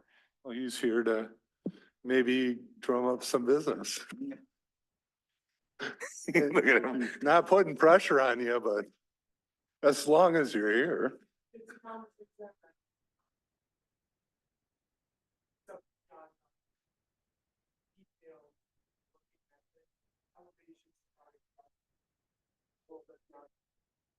But thanks for sticking around and listening to this issue. We'll need him to stick around for the next one anyways. All right, moving on then to 5.3, discussion on zoning classification review. So, Imagine that'd be Brandy. yeah, we thought we'd bring this here to the group, just as a starting point. All of our parks are classified as C1, Conservancy 1. There's no designation if it's a conservancy, if it's a natural area, or if it's a recreational use. Brandy is here just to kind of help answer any questions from a zoning and planning perspective if folks have them. But staff, we feel as if to go in and to change the zoning into different classifications, being conservancy, natural area, and park, would be extremely time consuming, extremely costly from having to have things surveyed, and then you'd have to CSM those parks. So take Western Green, for example.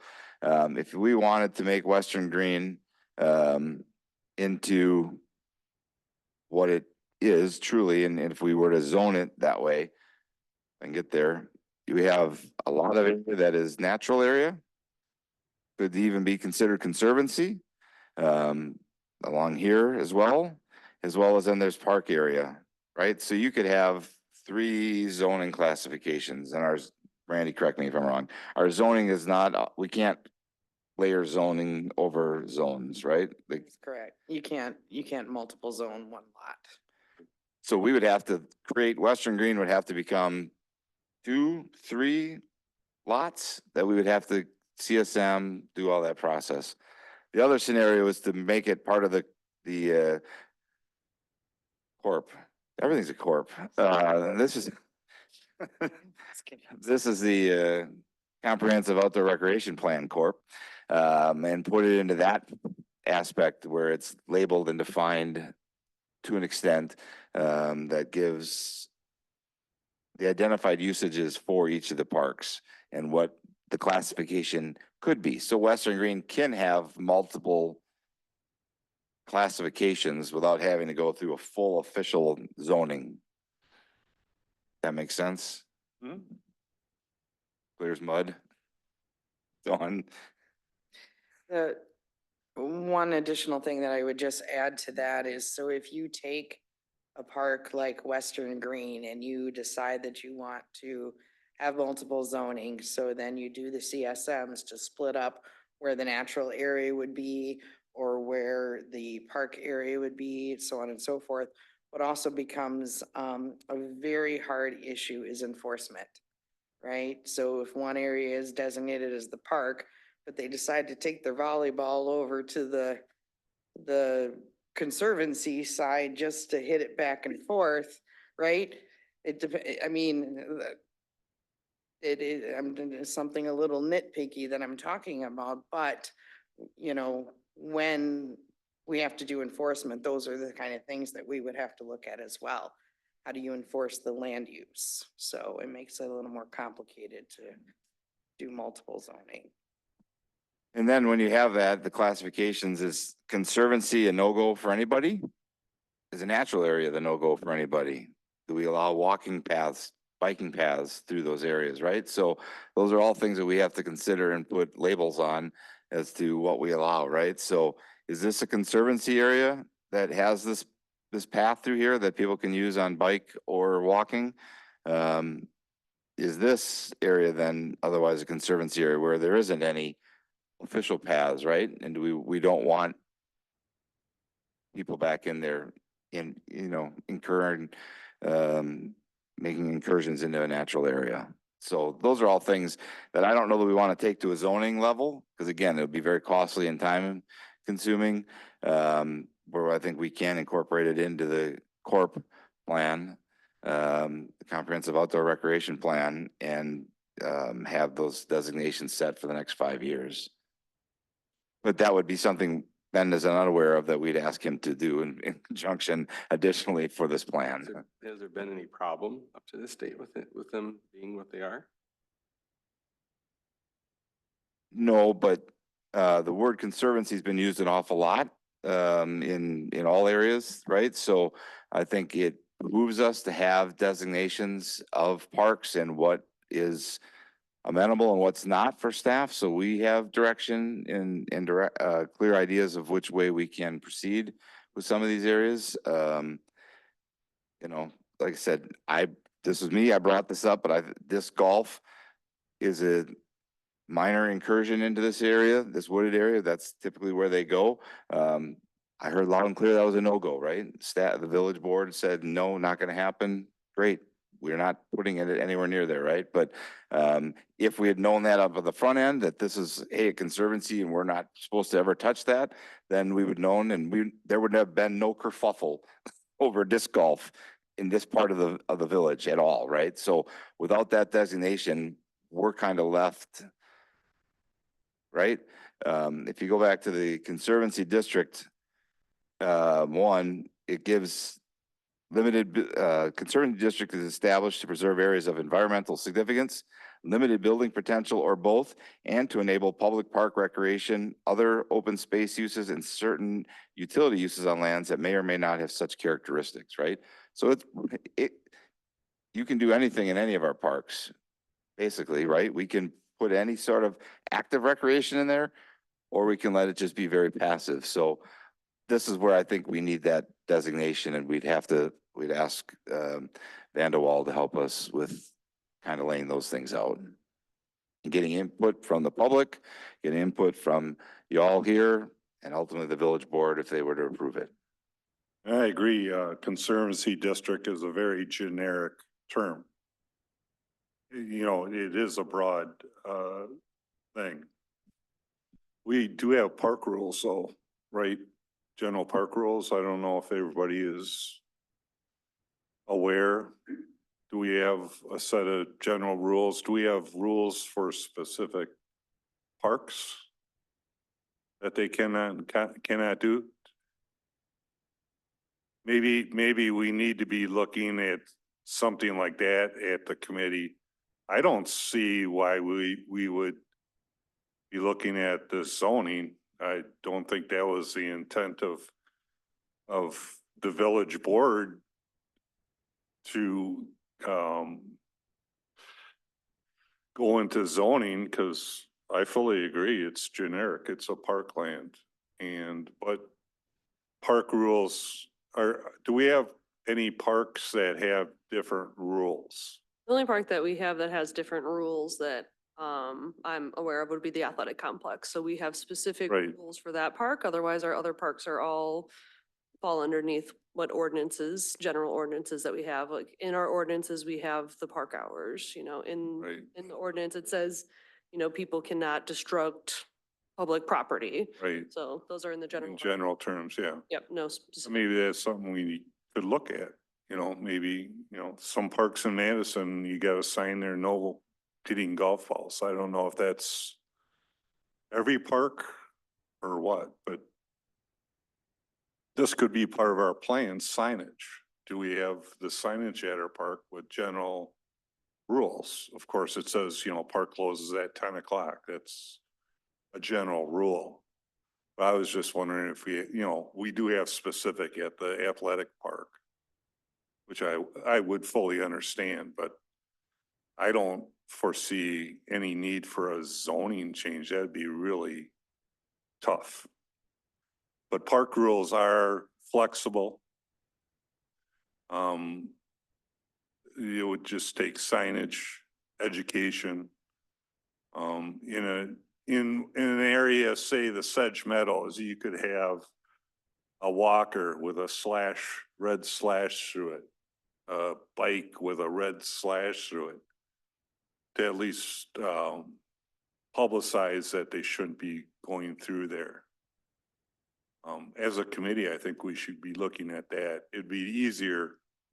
The changing zoning would just be, that's a waste of time. In my mind. Anybody else? I have a question for Like you, that. Judd. So you don't want to change any of the wording? Or you do want to change the wording in this C? In the zoning, I don't think the wording here would change. Where we would get the direction would come under the comprehensive outdoor recreation plan. That's where we would get those designations. We'd ask Ben and the folks at Vandewall to help us create those, right? How that gets implemented into this, that's Brandy and Mark Roffer's role, is to say, hey, go view this. But our comprehensive plan and the parks comprehensive outdoor recreation plan is an extension of the comprehensive plan, right? So it says, hey, when parks, go to the court plan and get your information there.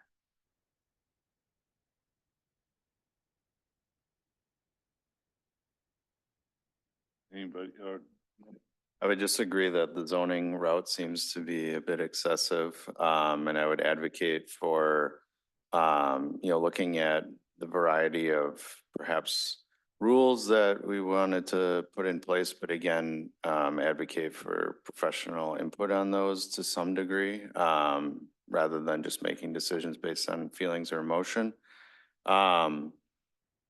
And I believe that education and signage would be a huge component of that. I'll give the example for the trails that kids built in the Conservancy. They had no idea that they were doing something that maybe they shouldn't. How would they have known? I'll tell you, when I was a kid, I did the same thing behind Windsor Fireman's Park. I built bike trails. There was a ton of public, or I don't even know if it was public or private.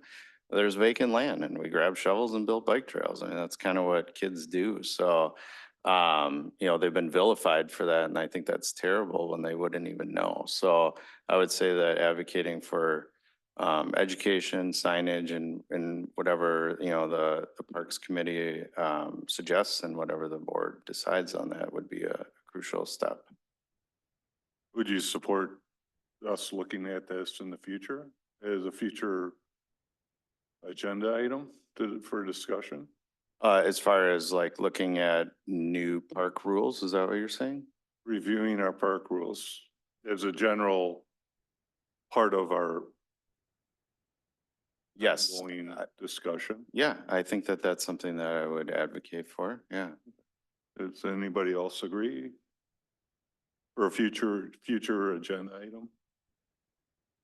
To review our present park rules, see if some parks need no dogs or some just in general terms, Is the recommendation to give to them then? I don't know, would that, park rules, that doesn't go into the core plan. I wouldn't think that would be a core. Ben, would that go into the court plan typically or no?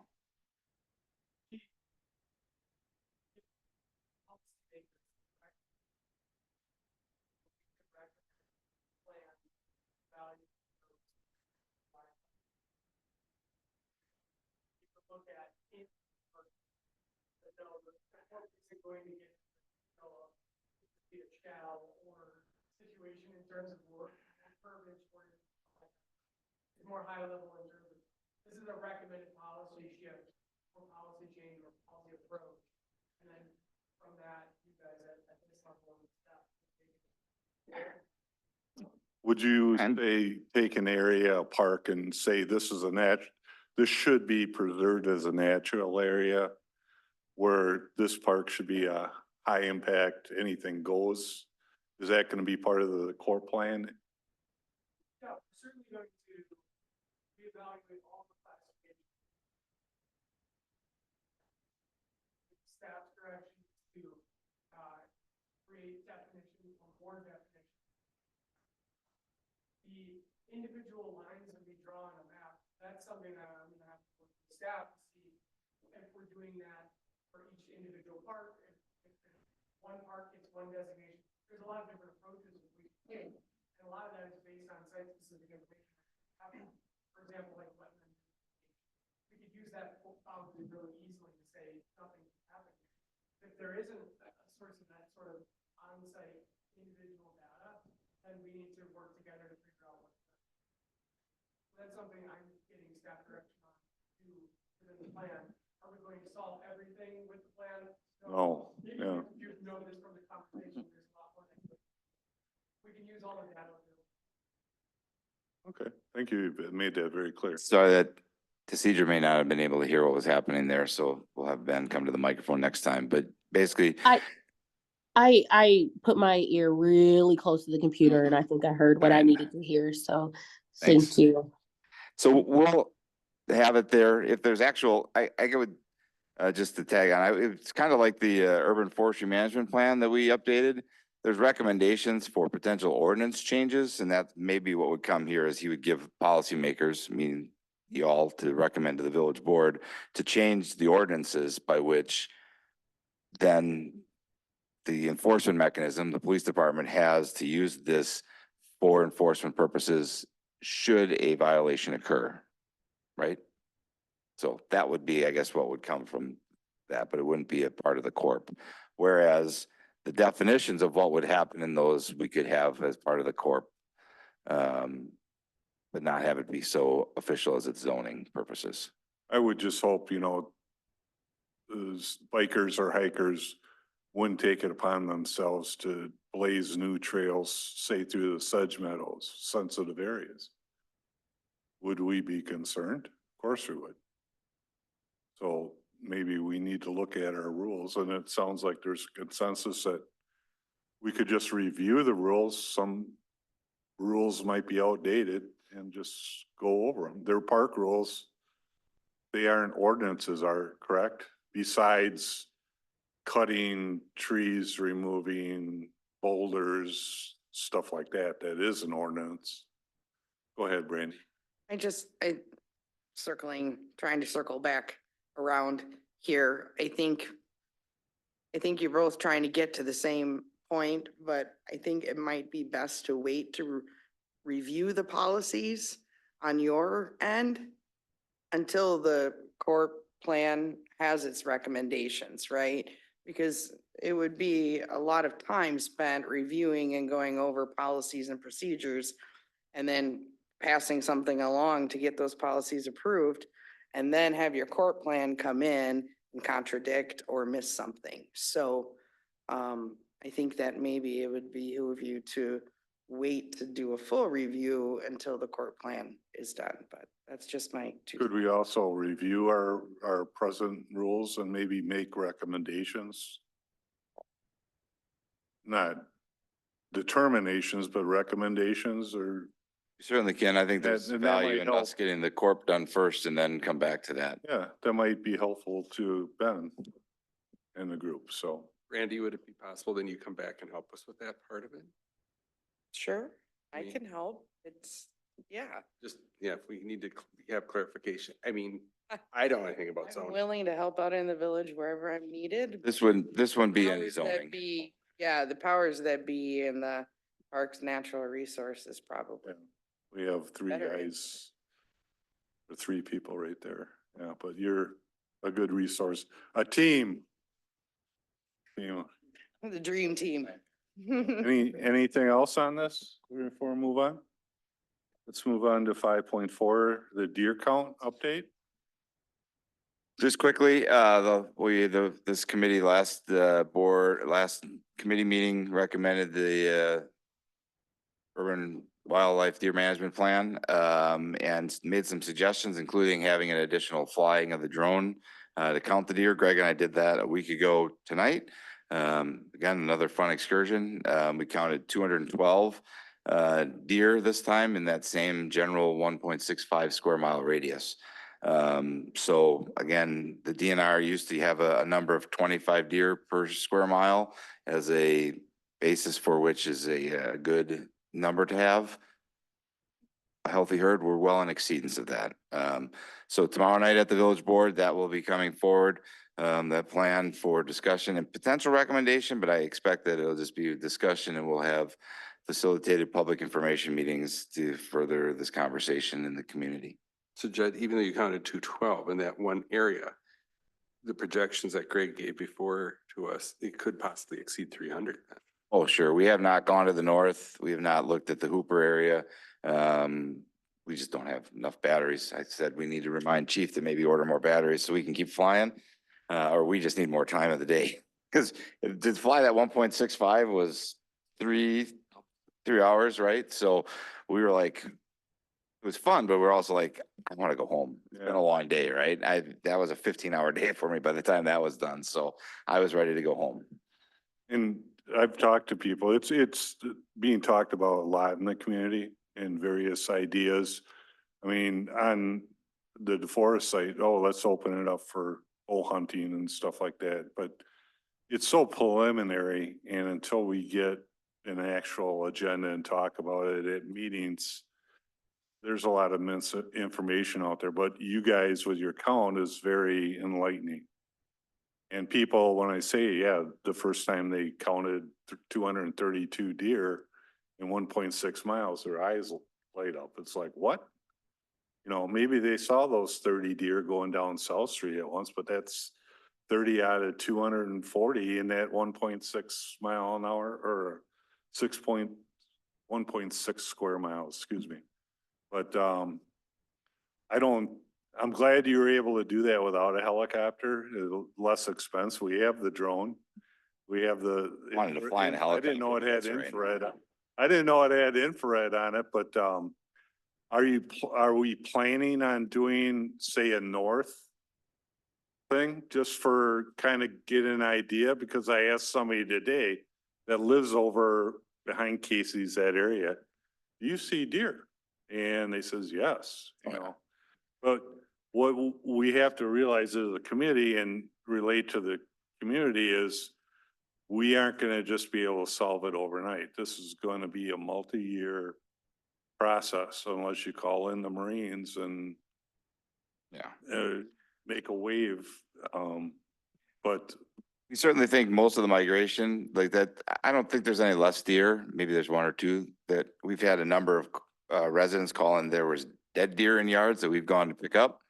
But we can't go into private property to get that, right? So they've got to bring them to the curb for us. That's not fun to pick them, but we do. But Western Green was a lower count this time than the last time. But I imagine that they had gone northwest, right, up towards by River Road to the water tower, or up into the dog. it was Friday about 3:30. I did drive up River Road and by those, the settling ponds by the rearing barns. There had to have been 40, 50 out there. And that's the most I've ever seen out there. But they migrate, and it's rough to get an actual count, but anybody that I've told, or asked, they think that, 100 per square mile, and I go, no, try, 189 or something like that. And but gathering this information, I think, is important. Plus, you guys are having fun, it sounds like. Greg and I set up Haven't here, crashed yet, have you? no crashes, no, Good. it's an Is it the expensive, drone? no, it's expensive. Yeah. But we popped up over here and in just this area was 80 deer. Yeah. I mean, I can map it, but that's I see them there a lot. half a square mile or something. At or across the street. The part where you say like Little University is there. I do know at the bottom of the hill, there are a lot of them right there. That's where the one doe has like a large pack. And she's been around for, I don't know, 7, 8 years that I've seen her. She's an older doe, but she runs that pack. It's interesting.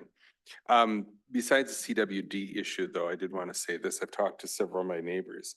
We have had a lot of damage done to the bushes and that up at Conservancy. And the reason people are complaining is A, they cost a lot, and B, because of ordinance for the Ring Corporation, They all want us to have an X amount of plants. And so several of my neighbors are having to start to rip them out now because they've been destroyed over this winter. So I do know that is happening. But yeah, thanks for going out and it would be just helpful, just the northern part, fly it over the ponds and see what you can see and bring back. But I think we have a good starting point. And good luck in the future with the public meetings. That'd be fun. It's gonna be fun. Anybody else? Then we'll move on to department updates. 6.1, public services update.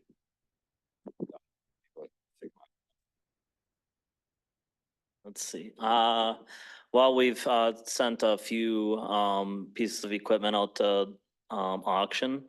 Our loader, and a pickup truck. We've sold those, made, more money than trade-in, value, so I thought that was a good thing. The loader went for 112.5 and they were gonna give us 107 or 105. And then a pickup truck, they were gonna give us 7,500, we got 13,500.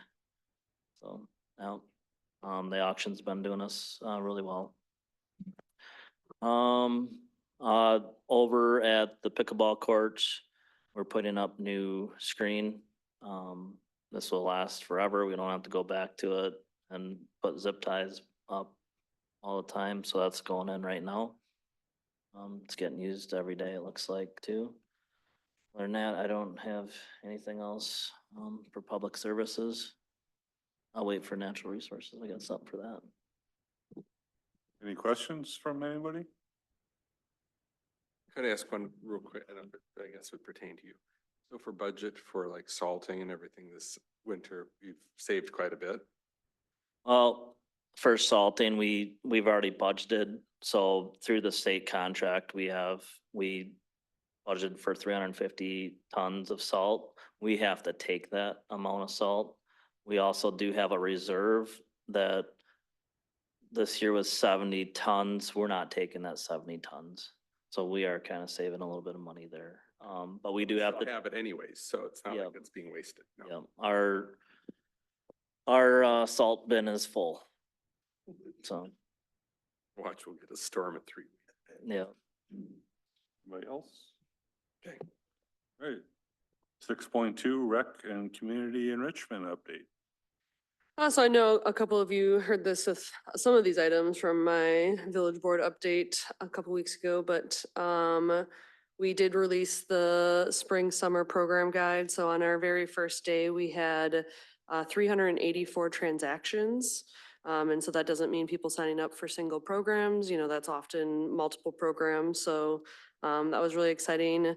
We had ended up with 44 pages with over 143 different programs. I think it went really well with us publishing. So we published the guide on Thursday, February 22nd, and then we opened up registration at 8 a.m. on Monday, February 26th. That allowed us as staff to be in the office just in case anything came up and we had any issues. I was really happy to report we actually only really had one issue, which was right before 8 o'clock, someone got on the wait list for blast ball. And so right as registration opened, that automatically kicked everybody on the wait list. And so we were kind of getting phone calls and emails, and I was able to get the settings correct so that no one else could get added to the wait list and we could just remove everyone and get everyone registered. So when having that big of registration and have only that type of mix up, I feel like I'm pretty proud of everything that the staff has done here to make sure that we were set for that. So we're looking forward to continuing that in the future. And then we are getting to the point where for the community garden, we are going to be opening up for non-residents and new gardeners. So as you guys remember, we brought those new rules to the committee here. It's nice Greg and his team was also able to add an additional, I think it was like 6 or 8 organic plots So we're sitting in a good position to be able to still have an opportunity for new gardeners and for some non-residents. Those non-residents will pay an additional fee, just as they do for the other programs. And to kind of talk on that a little bit, I've received, some people, I think initially they're pretty upset, and then after talking with them and kind of really encouraging them to talk to their elected officials, I think they realize that, there's only so much. It'd be like us paying for Windsor to have trash and recycling picked up, it just doesn't make sense, and that's not fair for our residents. So those conversations have, I think, been going well, and I hope that Windsor is listening and maybe they consider something, but I also won't hold my breath, so. Windsorite sign up for the recreation stuff? Yeah, so we do, right now for all of our recreation programs, we don't have priority registration for residents over non-residents. We just have the price difference, which is that tier that we went forward with. So, but it's been a good practice for us. We've been able to go through accounts. We've had some that were mislabeled, but we're learning and the public is learning. Sometimes, remember your change. We're not in the state of Alabama. We're in the state of Wisconsin, and then you'll be considered a resident.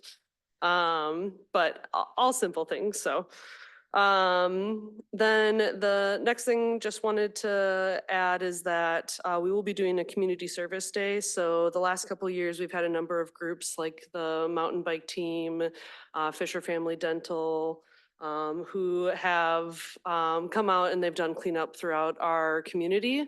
And so we're kind of trying to organize it on one day, similar to, I know there's some other communities around here. So we have an event on our Facebook, and we have a Sign Up Genius where we've gotten some different things donated to us, and we're kind of looking to kind of grow that. But this year it will be April 20th, Saturday, April 20th.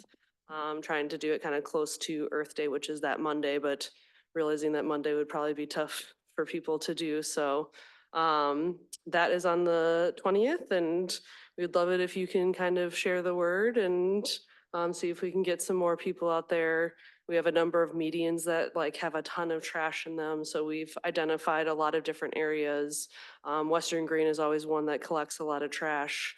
So again, anything that you can do to spread the word, or if you have interest, please sign up for one of those days. That's it. Glad to hear that there wasn't a lot of grumbling about the resident, non-resident. I think we didn't know, but I think people realize that and appreciate you bringing that forward, and the board stands behind you. Yeah, thank you. Thank you. Anybody questions? Move on to 6.3, natural resources update. This, I got a few things here. So as part of our natural area and stormwater, basin maintenance for, wildland, prairies, we do have to do controlled burns. We've been doing that. We've got Corcus doing that.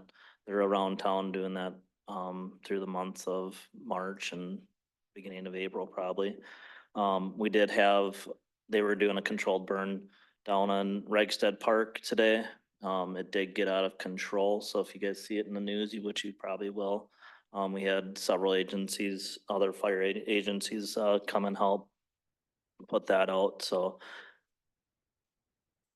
Yep, so that, we did get that under control. Nobody was hurt, no structures were endangered. So that was a good thing. But I'm gonna estimate 20 acres, burned.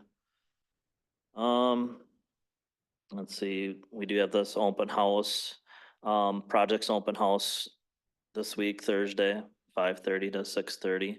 We do have Stantec, coming, to talk about our stream bank project, so they will be here if you guys have questions about our stream bank project. We're continuing work on that. Hopefully we'll be getting some designs sooner than later from them.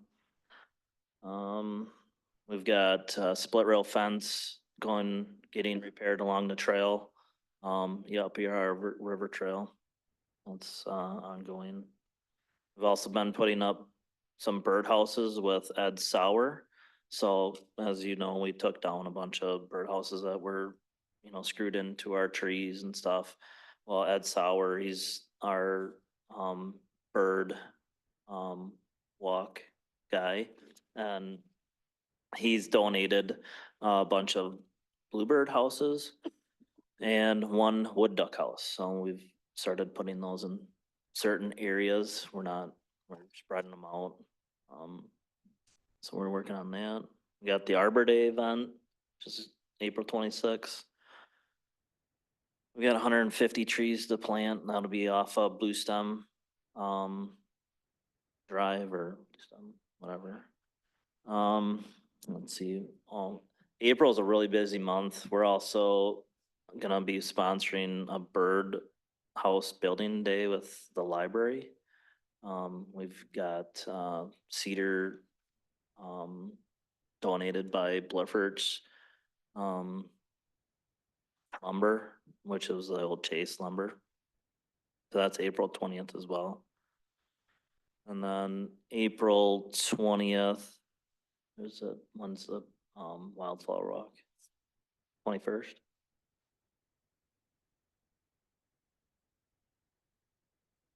I think we got one more event.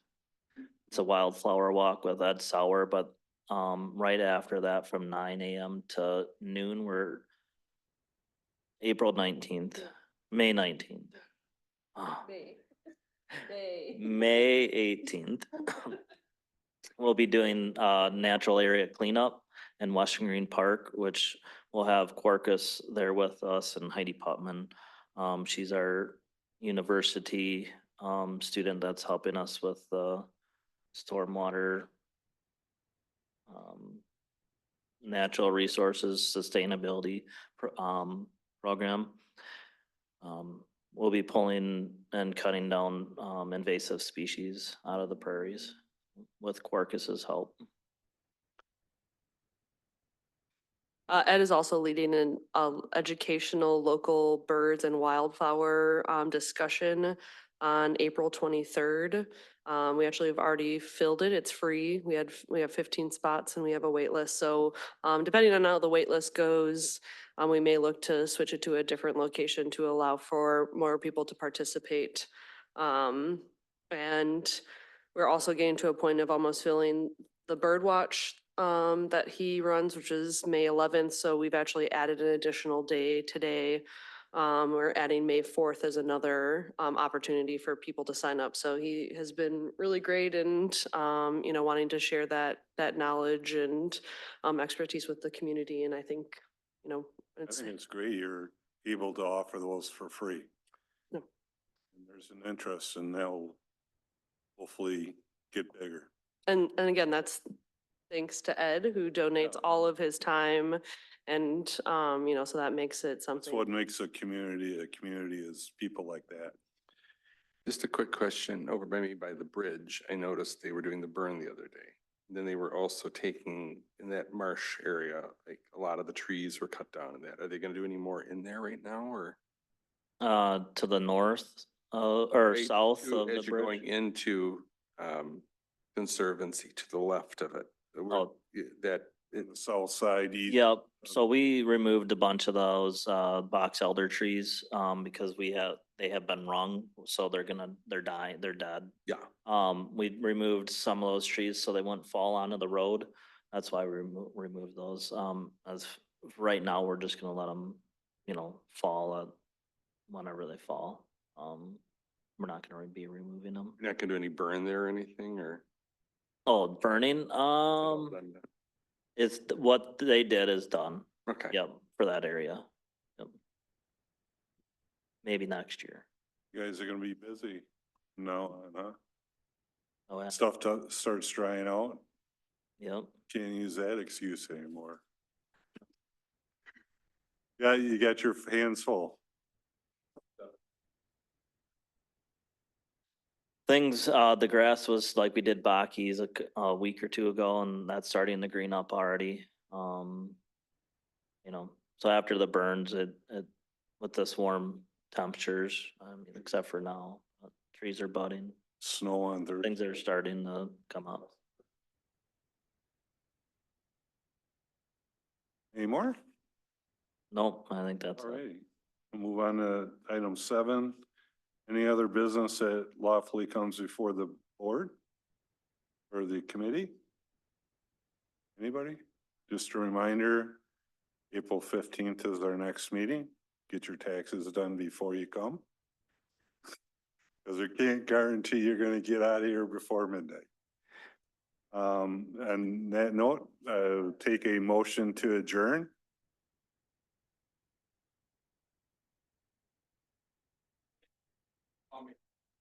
Second, anybody? Second. Second by Matt. Any discussion? All those in favor say aye. Aye. Aye. No? Or, excuse me, nays? Hearing none, we're dismissed. Thanks for coming.